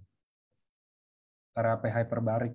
Terapi hyperbarik. Ya, kalau hyperbarik ini yang ada sangkut paut ke air nggak? Karena kita gini Dok, kita ada lagi itu kalau nggak salah ada artis ya yang main filosofi kopi itu karena urusannya kan saya juga tuh yang ini, saya yang minta tolong dia kan lagi itu kalau nggak salah dia pernah live. Saya pernah ada taruh di Instagram, dia pernah live. Dia kena tumor atau kanker saya lupa deh, saya nggak gitu Ya. ingat. Nah terus katanya dia ikut terapi hyperbarik sama dia konsumsi Subarasi dan Utsukushi terus sekarang sembuh. Nah itu tuh bener ya hyperbarik ya Dok ya namanya ya. Ya, itu kebetulan pasien saya. Oh itu pasiennya si Nimade itu ya Dok ya. Iya, ya, itu pasien menjalani hiperbarik di tempat rumah sakit saya kerja. Kemudian setiap kali beliaunya terapi, saya selalu dampingi karena suaminya kenal dekat dengan saya kan. Jadi Oke. kemudian apa namanya, yang saya tahu suaminya memang memberikan konsumsi itu ke orang tuanya gitu. Oke. Pernah saya prospek lah gitu. Nah, iya. Jadi nggak tahu tiba-tiba ternyata istrinya kena itu, kena apa? Kena Tumor ada bener ya? tumor, Tumor ya atau ada ada kanker, tumor, Dok? tumor di otak. Oh, Nggak tahu kalau beliau juga mengkonsumsi Subarasi sama Utsu gitu. Dan sejak pada waktu beliau ada testimoni di IG-nya gitu, baru saya lihat, oh ya syukurlah tuh bisa memperbaiki. Jadi sekali yes, lagi, apapun itu kombinasinya, apakah yang mana yang menyebabkan ini ya, saling saling ya sama-sama saling menguatkan lah ya, sama yes. saling menguatkan. Jadi Subarasi Utsukushi juga punya peranan di sana, hiperbariknya juga punya peranan di sana gitu ya. Ya orang bilang ya sangat bersyukur sekali kalau memang kondisinya memang membaik untuk saat ini kan. Itu jadi apa? Jadi topik yang hangat. Ya, ya dok, itu Ya, karena saya juga ya, kaget kan, maksudnya saya juga nggak kenal dok, tiba-tiba deh saya dapat ya, ini chat, ini pakai Subarasi sama Utsu nih, ini dari tumor otak terus tiba-tiba katanya hilang, tapi dengan terapi yang lain juga. Oh, saya langsung kontak dong, oh boleh ya, gak nih kayak begini, oh saya mau bikin testimoni kebetulan, oh yaudah oke, ya kan gitu. Jadi akhirnya dia memberikan testimoni juga tentang produknya, ini produk kita masuk juga kok. ya. Jadi udah dia bilang ini saya nggak tahu. Dia ngomongnya sih ini saya nggak tahu yang warna biru sama ungu. Ya udah bener berarti itu biru dan ungu udah pasti jelas itu. Jadi Ya, gitulah maksudnya itu ini sifatnya bukan yang kayak saya mengedukasi ya ke teman-teman maksudnya kayak tumor atau kanker pasti hilang enggak juga. Cuman ini kan kita menyebarkan kabar baik karena saya tahu lah maksudnya kayak kalau orang udah kena tumor atau kanker tuh biasa ngedrop banget sih biasa pasti kayak wah mati nih gua gitu loh bahasa kasarnya gitu kan ya maksudnya ini kita ya, bahas kayak begini bukan biar teman-teman juga tetap semangat mungkin yang amit-amitnya kena gitu ya maksudnya jadi kayak tetap masih ada harapan masih ada kesempatan juga buat teman-teman bisa sehat lagi karena emang udah banyak yang pulih gitu ya kita bilangnya. Jadi betul. apa salahnya nggak ada salahnya dicoba deh. Kayak dokter Buana juga sering bilang maksudnya nggak ada salahnya dicoba. Toh kita maksudnya udah nothing tulus juga kalau emang kita amit-amitnya udah kena satu penyakit yang kayak begitu. Ya udah nothing tulus kita mau coba apa aja. Kita kan pasti Ya, kita arahnya tuh udah pasti kita mau sembuh gitu loh. Kita pasti mau pulih. Jadi semuanya cobain aja nggak ada salahnya. Dan mungkin kalau ada sanak saudara atau kerabat kita yang kayak begitu juga kita harus bantu tapi bantunya tuh bukan kayak dalam hati tuh kayak wah tumor lu ya gua prospek satu diamond nih bukan kayak begitu maksudnya kita harus ini harus bantuin mungkin kita juga harus supportnya itu dengan apa kita kasih penjelasan oh ini loh bagus produk ini loh untuk ini nggak apa-apa cobain dulu kalau misalkan emang mau ya cobain silakan tapi kalau nggak mau juga jadi paksa juga gitu kan karena itu kan pilihan mereka masing-masing haknya mereka gitu. Jadi udah pas jam 17 waktu Indonesia Barat, berarti di Dokter Buana pas jam 6 ya jam dok ya. 6 ya. Pas mau makan malam nih kayak Dokter Buananya nih. Jadi saya sudahi acara Ya, hari ini, saya tutup. Thank you Dokter Buana untuk waktunya. sama-sama. Nemenin kita semua Ya, rame-rame hari ini. Hari ini keren, topiknya juga. Teman-teman juga nanyanya semuanya bagus-bagus, saya harus apresiasi itu. Nanyanya biasanya soalnya nanyanya lari-lari ya. Biasanya kalau bahas apa lari-lari. Tapi kalau kali ini kan kita bahas tentang kayak ada lemak dan regenerasi sel dan dampak buruk segala macam gitu. Ya rata-rata oke lah. Maksudnya bisa membantu teman-teman lain yang mungkin nggak sempat untuk bertanya. Jadi nggak usah nanya karena udah diwakili sama teman-teman juga tanya-tanyanya ya kan. Oke. Kalau gitu, thank you sekali lagi Dokter Buana dan thank you buat teman-teman yang ya, udah hadir. sama-sama. Sehat selalu semuanya. Sehat selalu. Selamat sore, sampai Selamat sore. jumpa di Ya. Senin ya teman-teman. Thank you.